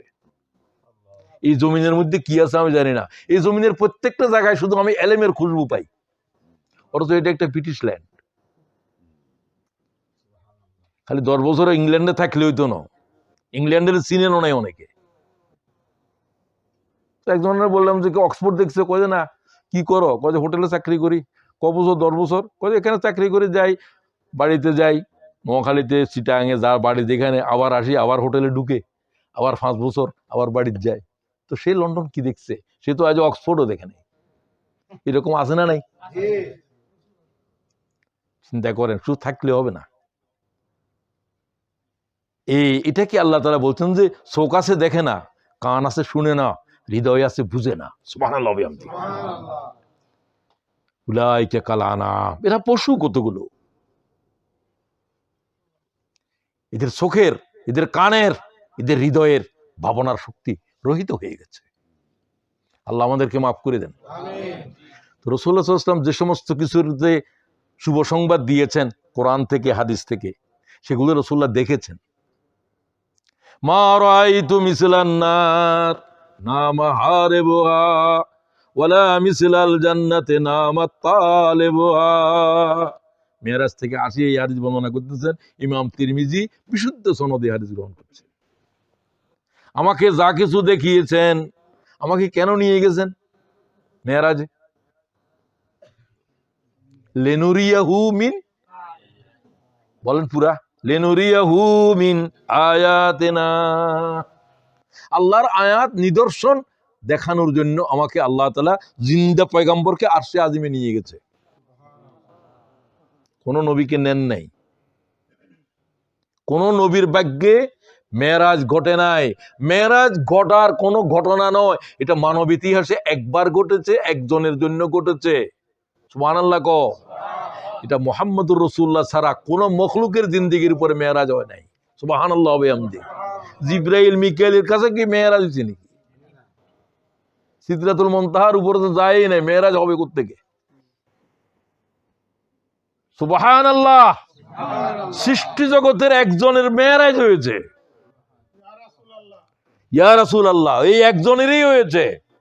একজনই শুধুমাত্র আল্লাহ তাআলা এই ধন্য তাকেই করেছেন।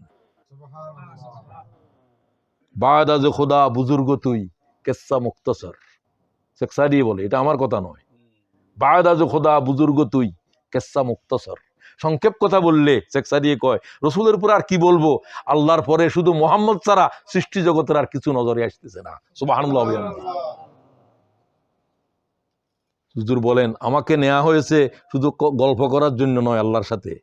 তুমি মনে করছো বন্ধুকে নিয়ে গিয়েছে, বন্ধুকে নেয় নাই, বান্দাকে নিয়েছে। বন্ধু আল্লাহ বলেনও নাই যেখানে আয়াতের ভিতর। তুমি কও যে বন্ধুরে নিয়েছে, হাবিবেরে নিয়েছে, কোন জায়গায় পাইছো এগুলো? এই সমস্ত বাজে কথা। সুবহানাল্লাযী আসরা বিআবদিহি, সুবহানাল্লাহ কও। প্রথম শব্দ কি নাযিল করে? সুবহানাল্লাহ। ওই পবিত্র জাত নিয়ে গেছে যার কাছে অসম্ভব বলে কোনো জিনিস জানা নাই। সুবহানাল্লাহ। কারণ ঘটনাটা অসম্ভব। আগে জবাব দিচ্ছে, সব প্রশ্নের জবাব সুবহানাল্লাহ। যার কোনো দুর্বলতা নাই, অক্ষমতা নাই, অসম্ভব যার কাছে জানা নাই, তিনি কে? সে আল্লাহ নিয়ে গেছে। মোহাম্মদ গেছে নাকি? কেউ যাইতে পারে নাকি? নিয়ে গেছেন। আল্লাহর অতিথি গেলেন। কাকে নিয়ে গেলেন? বান্দাকে। কারণ এর সাথে জান্নাত জাহান্নামের সাথে বান্দা জড়িত। কে জড়িত? নেকামল করবি, এই জান্নাতে যাবি। বন্দেগি করলে, বন্দেগি না করলে এই শাস্তি। পুরো বানাসি বন্দেগি করার জন্য। বান্দাই তো গুরুত্বপূর্ণ। কোরআন শরীফের 12 জায়গায় মুহাম্মদের আল্লাহ বান্দা বলছে, 12 জায়গায়, এবং সেগুলো সবথেকে গুরুত্বপূর্ণ। যেমন কোরআন নাজিল, আমার বান্দার উপরে কোরআন নাজিল করেছে, নবীও কয় না, রাসূলও কয় নাই। এখানে যেখানে সবচেয়ে গুরুত্বপূর্ণ, ইন কুনতুম ফি রাইবিম মিম্মা নাযালনা আলা আবদিনা, আমি আমার আব্দের উপরে কি কিতাব নাযিল করেছি সন্দেহ করস? সুবহানাল্লাহ। আব্দের উপরে, রাসূলের উপরে তো বলতে পারতেন। রাসূল বড় না, আল্লাহর কাছে আব্দ বড়। আব্দ বড়, আব্দ না হলে রাসূল হইতো না। দোসালত দাঁড়িয়ে আছে আব্দের জমিনের উপরে। সুবহানাল্লাহ। আব্দ না থাকলে রাসূল এটা দাঁড়াবে কোথায়? আগে আব্দ, আব্দুহু, রাসূল আগে না আব্দ আগে? আব্দ আগে। আব্দের আব্দুহু ওয়া রাসূল। আগে নিজে নামাজ পড়ে আল্লাহর বন্দেগি করে, তারপর উম্মতের নামাজের দাওয়াত দেয়। ভালো করে বুঝার চেষ্টা করেন। আবেগ দিয়ে, আকল দিয়ে, জ্ঞান দিয়ে আল্লাহর কথা শুনেন, রাসূলুল্লাহ পাক সাল্লাল্লাহু আলাইহি ওয়াসাল্লামের বুঝার চেষ্টা করেন। আল্লাহ তৌফিক দাও। তো এখন আমাকে আল্লাহ তাআলা আয়াত দেখাইতে নিয়ে গিয়েছেন, সবথেকে গুরুত্বপূর্ণ আয়াত দুটি, যে দুটি মানব জীবনের শেষ পরিণতি, জান্নাত অথবা জাহান্নাম। এই দুটাকেই দেখাতে নিয়েছেন আল্লাহ তাআলা। অনেক আয়াত দেখিয়েছেন, এই দুইটাই হলো সবচেয়ে গুরুত্বপূর্ণ। Last destination of the human beings, মানব জাতির শেষ গন্তব্য, হয় জান্নাত, হয় জান্নাত, না হয় জাহান্নাম। দোনোটাই দেখে যাও। কোনটা? জান্নাত হলো নেক আমলের বন্দেগীর, ফানিমা আজরুল আমিলিন, ও নেককারেরা, নেককারের বিনিময় এই জান্নাত। জাহান্নাম কি? ফাবিসা মাসওয়াল মুতাকাব্বিরিন, অহংকারীদের জন্য এই জাহান্নাম। 1 নম্বর অহংকারী কে? শয়তান। অহংকারীর শব্দ কি? আমি উত্তম, আনা খায়রুম মিনহু। আল্লাহ, আমি আদমের কেন সিজদা করব? আমি আদমের চাইতে উত্তম। আমার আগুন দিয়ে বানাইছো, তারে মাটি দিয়ে, মাটি পায়ের নিচে থাকে। আমি লক্ষ বছর তোমার বন্দেগী করছি, বয়সে বড়। আল্লাহরে কয় যুক্তিগুলো খুব অযৌক্তিক ন, কিন্তু আল্লাহর সাথে কি এই ধরনের যুক্তি চলে নাকি? আল্লাহর সাথে কিসের আর্গুমেন্ট করস? শয়তানকে বলা হয় ফার্স্ট ডেমোক্রেট, ফার্স্ট আল্লাহর সাথে বিতর্ককারী। তার গণতান্ত্রিক অধিকার। আল্লাহ তাআলা তুমি তোমার সিজদা করতে বলো, আদমের কেন বলছো? আমার সামনে আদমের বানাইছো মাটির পুতলা একটা। হ্যাঁ, পুতলা তো ছিলই। আদম, দুঃশয়তান তার নাকের ভিতরে দাঁড়া দিত, তখন রূহ ফুঁকে দেয় নাই। আল্লাহ আদম বানাইতে অনেক সময় নিয়েছে, মাটি দিয়ে বানাচ্ছে অনেকক্ষণ, বৃষ্টি হচ্ছে, অনেক কিছু হচ্ছে, 40 বছর এভাবে ছিল, অনেক ঘটনা আছে, সেগুলোর কাহিনী আছে। শয়তান মাঝে মাঝে দুষ্টমিও করতো। যখন আল্লাহ তাআলা আদমের বানাই ফেললেন, তখন এত সুন্দর তো আল্লাহর কোনো সৃষ্টিই নাই। যে আদমের বানাইতে আল্লাহ তার কুদরতের হাত লাগাইছে। আল্লাহ কিছুর সাথে হাত লাগায় না, আল্লাহ শুধু বলে কুন ফায়াকুন। হাত লাগাইছে 3 জিনিসের সাথে, আদমের সাথে, মানে মানব জাতির সাথে। এইরকম সৃষ্টি আর নাই আল্লাহর জগতে। সুবহানাল্লাহ। জান্নাত বানাইতে কত সুন্দর জান্নাত, যে জান্নাত বানাইতে আল্লাহ তার কুদরতের হাত লাগাইছে। সুবহানাল্লাহ। বরকতের জন্য আল্লাহ হাত লাগায় না কিছুতে। বলতেছে আল্লাহর প্রথম সৃষ্টি কলম আল্লাহ তাআলার হাত স্পর্শ করেছে, সুবহানাল্লাহ। যে কলম তুলে রাখা হয়েছে, যে কলম সমস্ত তাকদীরকে লিখে ফেলেছে, আর কিছুর সাথে আল্লাহর কুদরতের হাত লাগে নাই। আর সব নবীরা তো আদমের পেটের তুন বাইরেছে, রেহেমের থেকে, আদমের পিঠ থেকে। মুহাম্মদ, নূহ কার থেকে বাইরেছে? কুল্লুকুম আবনাউ আদম ওয়া আদমু মিন তুরাব ক্বাল রাসূলুল্লাহ। বিশুদ্ধ হাদিস, একবারে মুসলিমের, বুখারীর। আমরা সকলে আদমের আওলাদ। আদমকে আল্লাহ মাটি থেকে পয়দা করেছে, সুবহানাল্লাহ। কি থেকে পয়দা করেছে এটার উপরে কিছুই না, আমলের উপরে জান্নাত জাহান্নাম।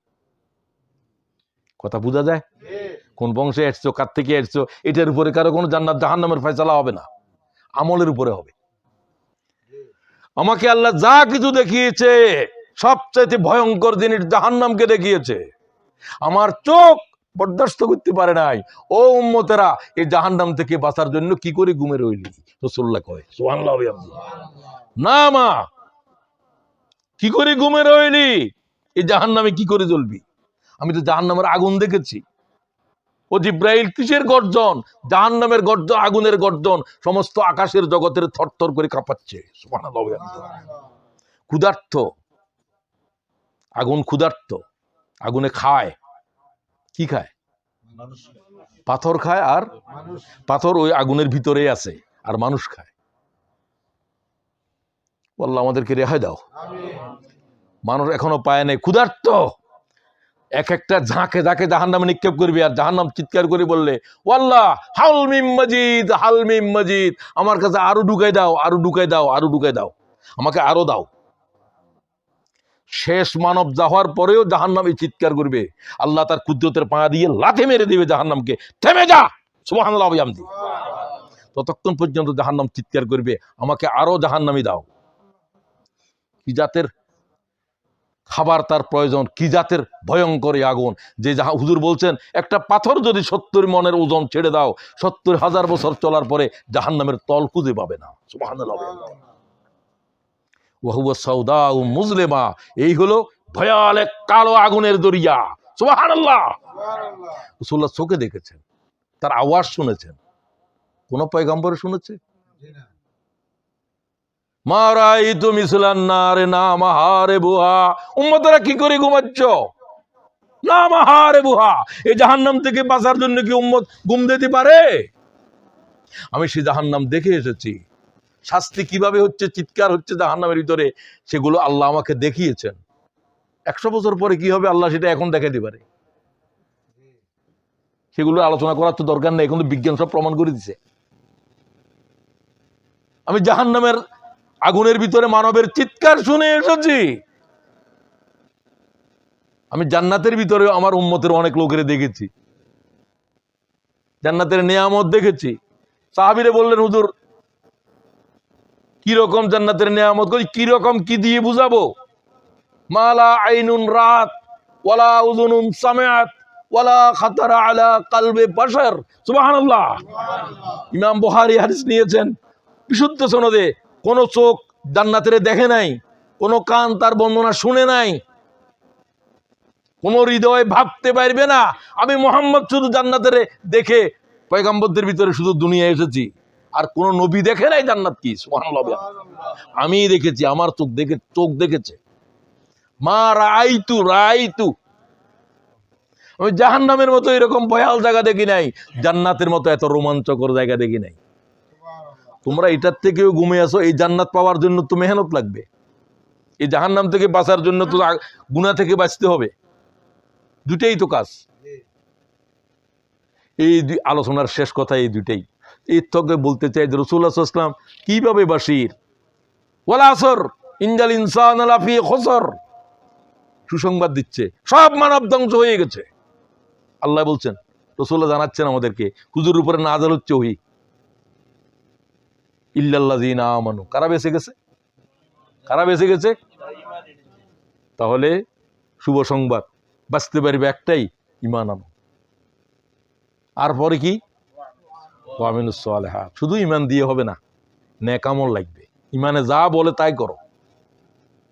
ওয়া তাওয়াসাউ বিল হক ওয়া তাওয়াসাউ বিস সবর। হকের দাওয়াত দাও, হক মানে ইসলাম, আল ইসলামু হক্কুন, ইসলামের দাওয়াত দাও, দিনের কথা বলো, এবং দিনের কথা বলা কঠিন, সবরের জন্য একে অপরকে বলো। হকের ময়দানের উপরে কষ্ট আছে, অত্যাচার আছে, জুলুম আছে, কি লাগবে? খালাস। এক সাহাবি আর এক সাহাবিকে দেখলে সূরা আসর বিদায় হওয়ার আগে দিয়ে বলতো, ওয়াল আসর ইন্নাল ইনসানা লাফি খুসর ইল্লাল্লাযিনা আমানু ওয়া আমিলুস সালিহাত ওয়া তাওয়াসাউ বিল হক, স্মরণ করিয়ে দে। কদ আফলাহাল মুমিনুন, জান্নাতের পানি আল্লাহ বলে, জান্নাত কথা বলো। প্রথম কথা বললো কদ আফলাহাল মুমিনুন, আমার ভিতরে মুমিনেরা আসবে, তারা কামিয়াব, তারা কামিয়াব, তারা কামিয়াব, এই খবর জানাই দাও। আল্লাহই করে দিয়েছে কোরআনে, সুবহানাল্লাহ। ঈমান ছাড়া জান্নাতে যাওয়ার কোনো রাস্তা নাই। কি আমল করো, কি বলে, কি সোশ্যাল ওয়ার্ক করো, কি করো, যাই করো, ঈমান ছাড়া কিছু কাজ হবে? তিলকাল জান্নাতুল্লাতী নুরিসু মিন ইবাদিনা মান কানা তাকিয়া, আমার বান্দাদেরকে জানিয়ে দাও, তাকওয়া ছাড়া জান্নাতে কেউ যেতে পারবে না। আল্লাহর ভয় লাগবে, এই শুভ সংবাদ দিয়ে দাও। আল্লাহ আমাদেরকে মুত্তাকি বানাও। মুত্তাকি মানে আল্লাহরে ভয় করা। হারাম এটা কেন জানো, কেন দেখো না? আল্লাহ হারাম করেছে। কেন খাও না? আল্লাহ হারাম করেছে। শুকর কি করে খাবো? অমুকের কি করে দেখবো? তাকে দেখা আল্লাহ হারাম, একে ছোঁয়া হারাম, এই জিনিস খাওয়া হারাম। নিষেধ কিছু আছে কিনা? এগুলো অল্প, সব জিনিস হালাল, এই জিনিসগুলো হারাম। হারাম বড় না হালাল বড়? মানে বেশি, কত বেশি? আটলান্টিক দরিয়া হলো হালাল, আর এই এক জগ পানি হলো যে হারাম। এরপরেও হারাম করো। এত খাদ্য সব হালাল করে দিছে, শুকররা হারাম করলো, শুকর খাও, সুদ খাও। যেটা আল্লাহ হারাম করেছে তামাম কিতাবে হারাম, শুকরকে তামাম কিতাবে হারাম, সমস্ত পয়গম্বরের শরীয়তে হারাম, সেটা খাও। সেটার সাথে সম্পর্ক কোনোদিন দেখলে না যে খাদ্যের ইনগ্রেডিয়েন্টসের ভিতরে শুকরের চর্বি আছে কিনা? একটা ইহুদির বাচ্চা পর্যন্ত শুকর খায় না, তারা তাদের বাচ্চারা পর্যন্ত পড়ে কি কি ইনগ্রেডিয়েন্ট আছে, শুকরের কত নাম, কিছু লার্ক আছে, কিছু অমুক আছে, সব শুকরের নাম, কিন্তু সব লেখা আছে। তুমি হয়তো পড়তে জানো না বিদায়। তুমি কি বিস্কিট খাচ্ছ না শুকরের চর্বি ঘর? কোনোদিন দেখেছ? এখানে তো এমন কোনো জিনিস নেই তার ইনগ্রেডিয়েন্টস লেখা নাই, ঠিক কিনা বলো? কোনোদিন দেখলেও না যে হারাম কোনো জিনিস ঢুকতেছে কিনা পেটের ভিতর? না, আল্লাহর ভয় নাই। যে জান্নাত তাদের জন্য ওয়াজিব যাদের ভিতরে আল্লাহর ভয় জাগ্রত হয়েছে। সুবহানাল্লাহ। ওয়ালা তাহসাবান্নাল্লাযীনা কুতিলু ফী সাবিলিল্লাহি আমওয়াত, শুভ সংবাদ দাও, যারা আল্লাহর পথে জীবন দিয়েছে এরা জান্নাতি, এরা জান্নাতি, এদের কোনো হিসাব হবে না। সুবহানাল্লাহ। সব বিনা হিসাবে জান্নাতে যাবে। ইল্লাদ দাইন, শুধু করজ মাফ হবে না। কি মাফ হবে না? ঋণ মাফ হবে না, জীবন দিলেও মাফ হবে না। ও আল্লাহ করজ থেকে রেহাই দাও। সবাইকে বলছি, কারো হক রেখে যাবেন না দুনিয়ায়। আপনার হক কেউ আলাদা পালন করবে না। আপনি যে আপনার হক আদায় করে গেলেন না, ছেলে আপনার হক আদায় করবে, আপনার ঋণ আদায় করবে? কোন পাগলের এই সমস্ত বুঝ দিছে আপনারে? আপনি কেন করলেন ঋণ? কার জন্য করেছেন? কে ঋণ শোধ করবে? কি দোয়া পড়বো বেশি ঋণগ্রস্ত লোকেরা? আল্লাহুম্মা আকফিনি বিহালালিকা আন হারামিক ওয়া আগনিনি বিফাদলিকা আম্মান সিওয়াক। পাহাড় পরিমাণ ঋণ রাসূলুল্লাহ বলছে আল্লাহ তাআলা সমাধান করে দেবে। সুবহানাল্লাহ বলছে না? দোয়াটা মুখস্থ করে লিও।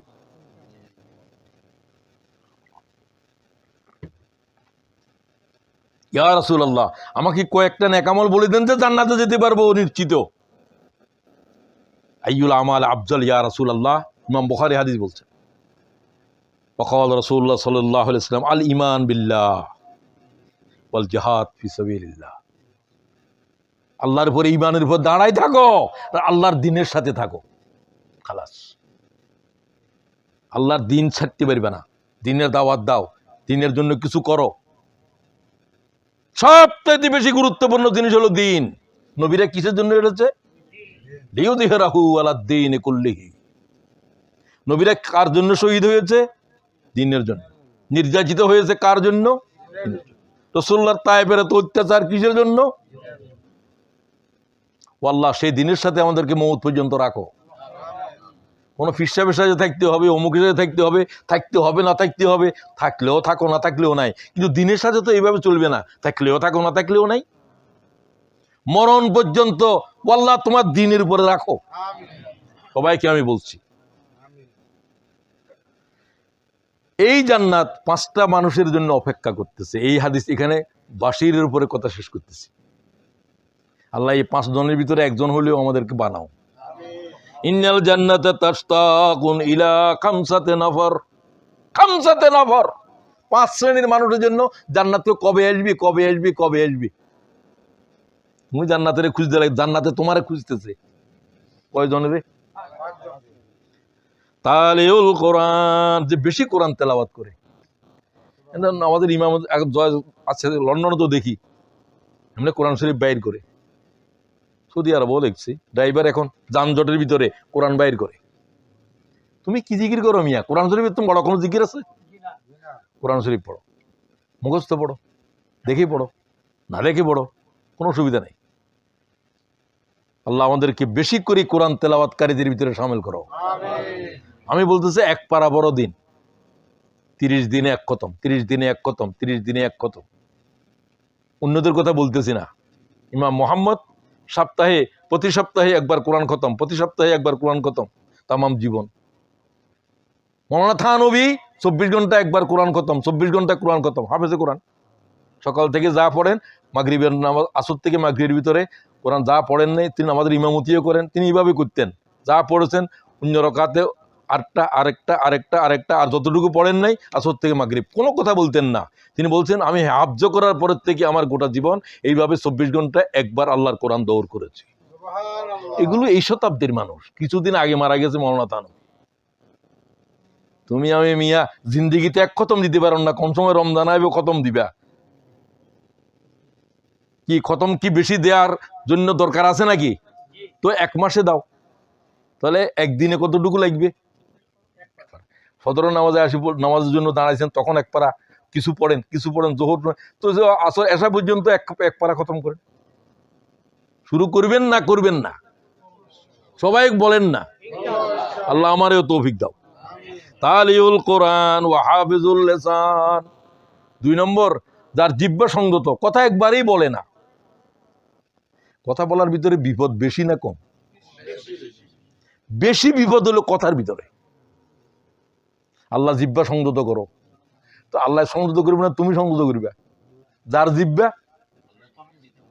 হ্যাঁ তৌফিক দিতে হবে, কিন্তু আমার কি লাগবে? চেষ্টা লাগবে।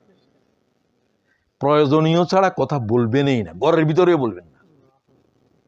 খালি ঝগড়া, কথা যত বেশি বলবেন তত ঝগড়া। আর স্ত্রীর সাথে একবারে ঝগড়া করবেন না। মেয়ে লোকের সাথে একবারে ফাগ হলে ঝগড়া করে, আর বুঝাতে পারতেছি না, কোনো শব্দ নাই। আমি আমার জীবনের অভিজ্ঞতা দিয়ে বলছি। আমি রাসূলুল্লাহর হাদিস পাইছি অনেক পরে। হুজুর বলছেন, নারীর সাথে তর্কে কখনো জিততে শিখিও না, হাঁটতে শিখো। তারা বলবে যে তোমার কথা ঠিক আছে, তুমি যা করবে তার এই কথা বলি বুঝতো, তাহলে পরিবারে অশান্তি চলে যাবে। আজিয়াতুন শুরু করো। ও আল্লাহ, স্ত্রীর সাথে ঝগড়া আজিয়াতুন, আল্লাহ তোর সাক্ষী রেখে বললাম আজ ঝগড়া করবো না। সবাই বলো ইনশাল্লাহ। তোমার পরিবারের শান্তি। তোমার যদি জিহ্বা শান্তি থাকে, তোমার পরিবার শান্তি। সমস্ত সমস্যা হলো এইখানে। রাসূলুল্লাহ কোনো অঙ্গ ধরি বলেন নাই, জিহ্বা ধরি বলছেন কুফা আলাইকা হাযা, এর বিপদ থেকে বেঁচে যাও, এর বিপদ থেকে বেঁচে যাও। তো এটা এর ভিতরে শামিল হন। ওয়ামুতাইমুল জিয়ান, ক্ষুধার্ত মানুষের অন্ন দাও। সবচেয়ে বেশি ক্ষুধার্ত আজকের ফিলিস্তিনের মুজাহিদেরা। বিদ্যুৎ নাই, খাবার নাই, পানি নাই। 1 বোতল পানির দাম হলেও দাও না, 1 বেলা খানার পয়সা দাও না। উম্মতের দায়িত্ব আছে না নাই? আল্লাহ আমাদেরকে তৌফিক দাও। ওয়াল মুকসিল উরিয়ান, উলঙ্গদের কাপড় পরাও। শীতের বস্ত্র নাই, অনেক মানুষ আছে না নাই? হোমলেস। সবচেয়ে বেশি হোমলেস আজকের ফিলিস্তিনের গাজার মুসলমানেরা। বাড়িঘর কিছু নেই, সব বিধ্বংস হয়ে গেছে। আল্লাহ গোটা মুসলিম উম্মারে এগিয়ে আসার তৌফিক দাও। ওমান সাল্লি আলা হাবিবির রহমান, যারা বেশি দুরূদ শরীফ পড়ে। আমি তোমাদেরকে বলছিলাম দিনে 1000 বার হলেও পড়ো। আমি আলহামদুলিল্লাহ তো এই সাইডে বেশি পড়ি। কত বেশি পড়ি আমি বলার দরকার নেই, তোমরা বেশি পড়ো। তোমাদেরকে বলছি 1000। আমি তোমাদের চাইতে আরো 10 গুণ 15 গুণ বেশি পড়ার চেষ্টা করি। আল্লাহ তৌফিক দাও। বাস, বাশিরের উপরে শেষ, নজিরের উপরে কয়েকটা কথা বলতে চাই। কি কি বিষয়ের উপরে রাসূলুল্লাহ আমাদেরকে সাবধান করেছেন। বালা মান কাসাবা সাইয়্যাতান ওয়া হাতাত বিহি খাতিয়াতিহি, আল্লাহর কোরআন থেকে রাসূলুল্লাহ বলতেছেন, যারা গুনাহ করেছে, আবার গুনাহ করেছে, আবার গুনাহ করেছে, খালি গুনার উপরেই আছে, এদের জাহান্নাম ছাড়া আর কোনো রাস্তা নাই। এরা তওবা করে নাই। গুনাহ তারে কোথায় কোথায় নিবে? এক, লাইসা বিআমানিকুম ওয়ালা আমানি আহলিল কিতাব। কি ধারণা করো, কি ধারণা করে ইহুদিরা করে, খ্রিস্টানেরা করে আমরা জান্নাতে যাব, আমরা আল্লাহর পরিবার। আল্লাহ এই সমস্ত কথার উপরে কিয়ামতের ফয়সালা হবে না।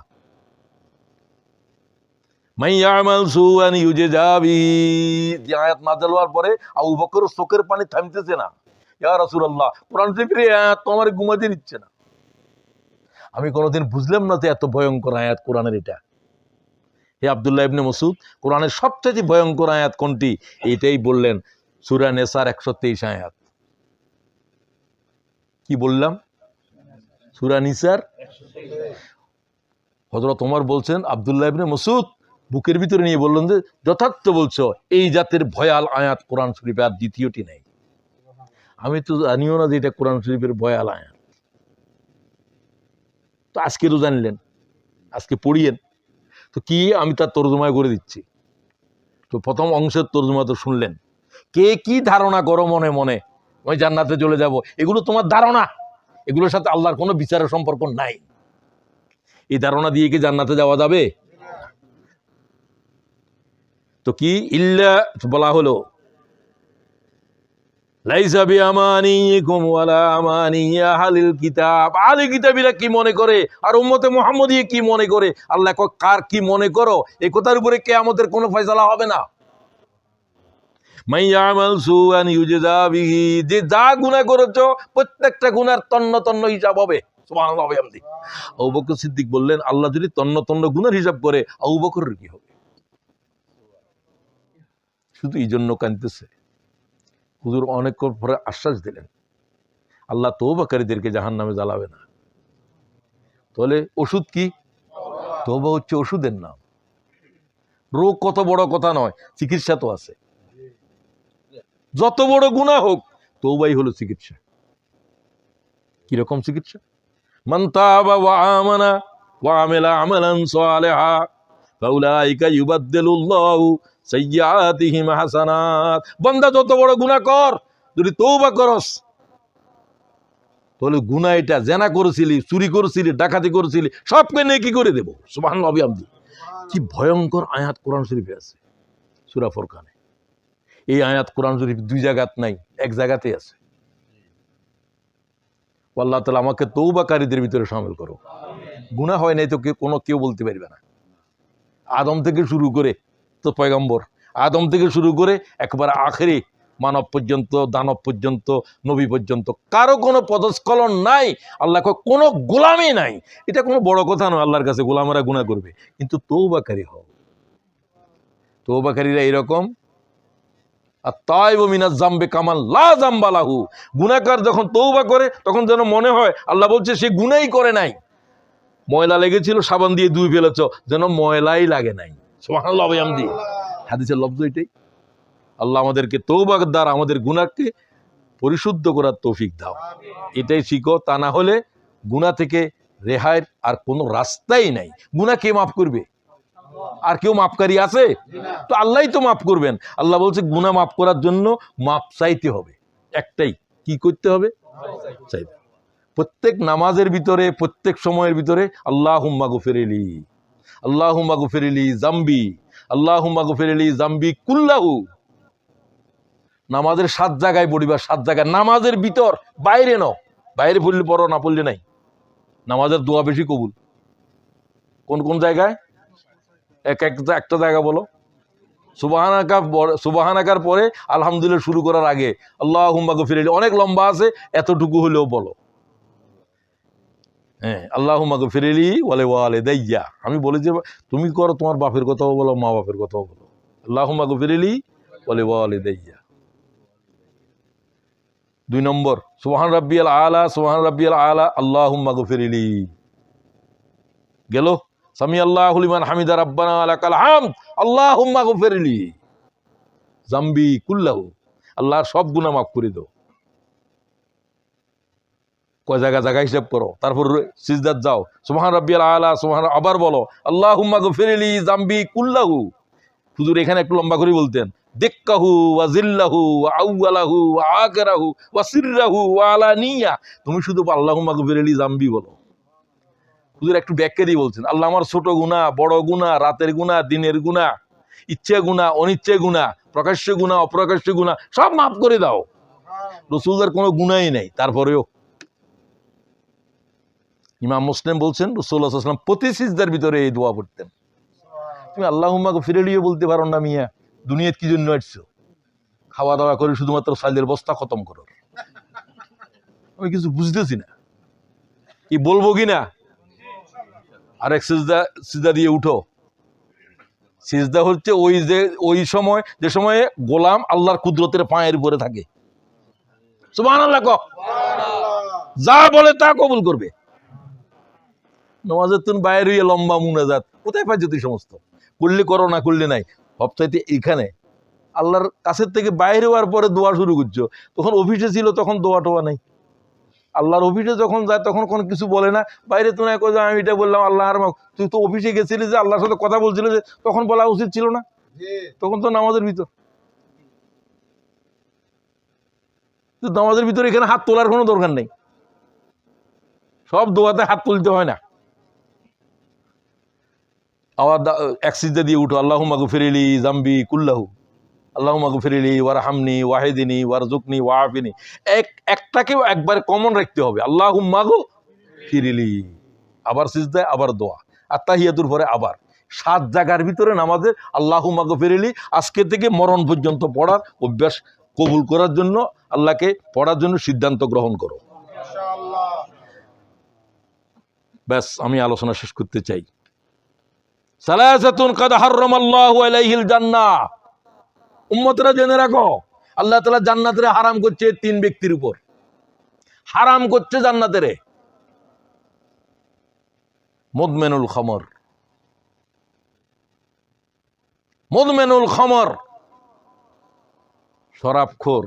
শুধু শরাবখোর নয়, শরাবে আসক্ত, হঠাৎ করে একদিন খেয়ে ফেলছে, এটা এক ধরনের মুদমিনুল খামর।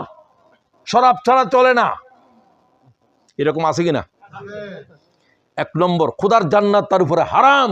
ক্বাল রাসূলুল্লাহ। যদি তওবা না করে, এটা আর বলতে হচ্ছে না, তওবা করলে সব গুনাহ মাফ।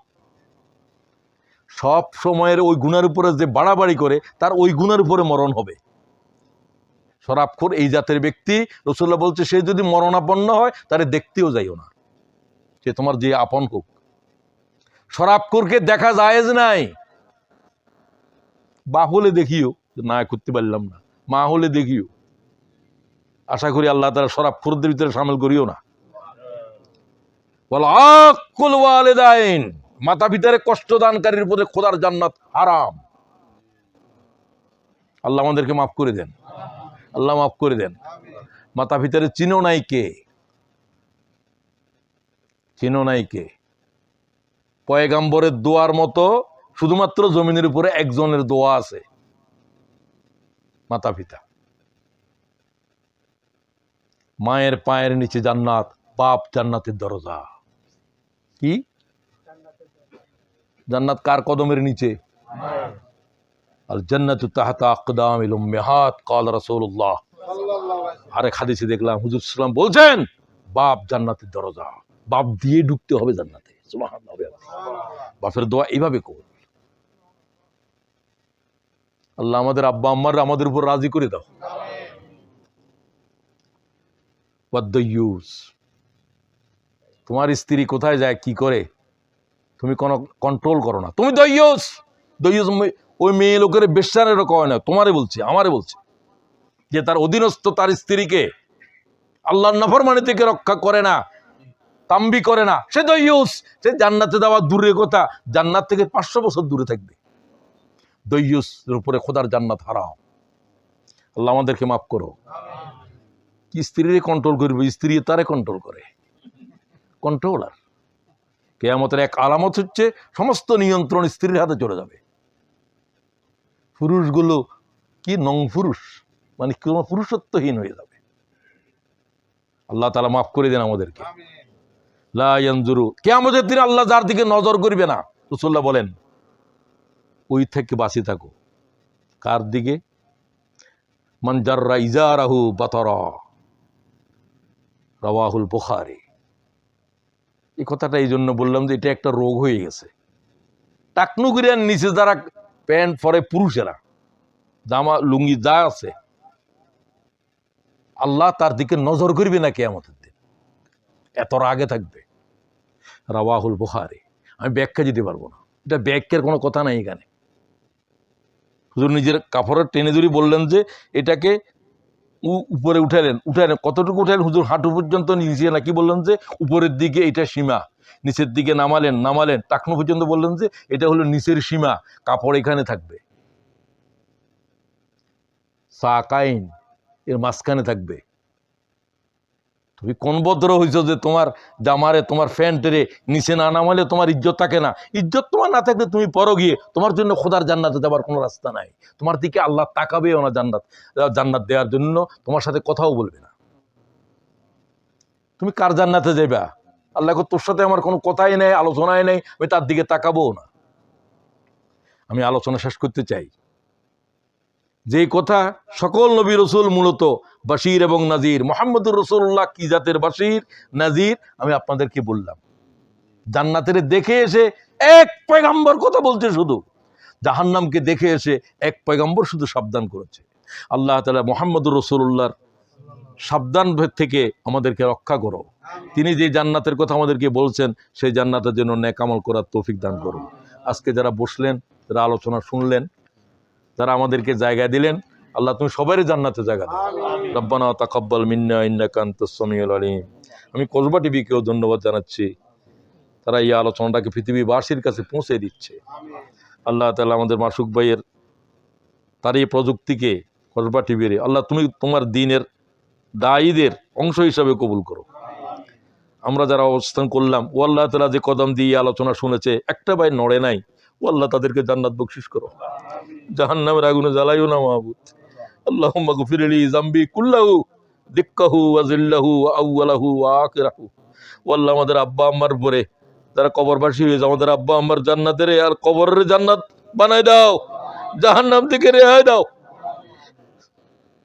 মা বাবের আল্লাহরে জিজ্ঞাসা করে, ও আল্লাহর আযাব কমে যাচ্ছে কেন? তোর সন্তানদের চোখের পানি তোর আযাবের কমাচ্ছে। ও আল্লাহ আমাদের চোখের পানি দিয়ে আমাদের আব্বা আম্মার কবরে আল্লাহ তাআলা তুমি জান্নাত বানায় দাও, তাদের শাস্তি কমায় দাও, শাস্তি থেকে রেহাই দাও। আল্লাহ আমাদের আওলাদদেরকে কোরআন শরীফের দায়ী বানাও। ও আল্লাহ তুমি এই মসজিদের কবুল করো, মসজিদ যারা আবাদ করে রেখেছে আল্লাহ তাদেরকে তাদের জন্য জান্নাতের আবাদ করো। সুবহানা রাব্বিকা রাব্বিল ইজ্জাতি আম্মা ইয়াসিফুন ওয়া সালামুন আলাল মুরসালিন ওয়ালহামদুলিল্লাহি রাব্বিল আলামিন।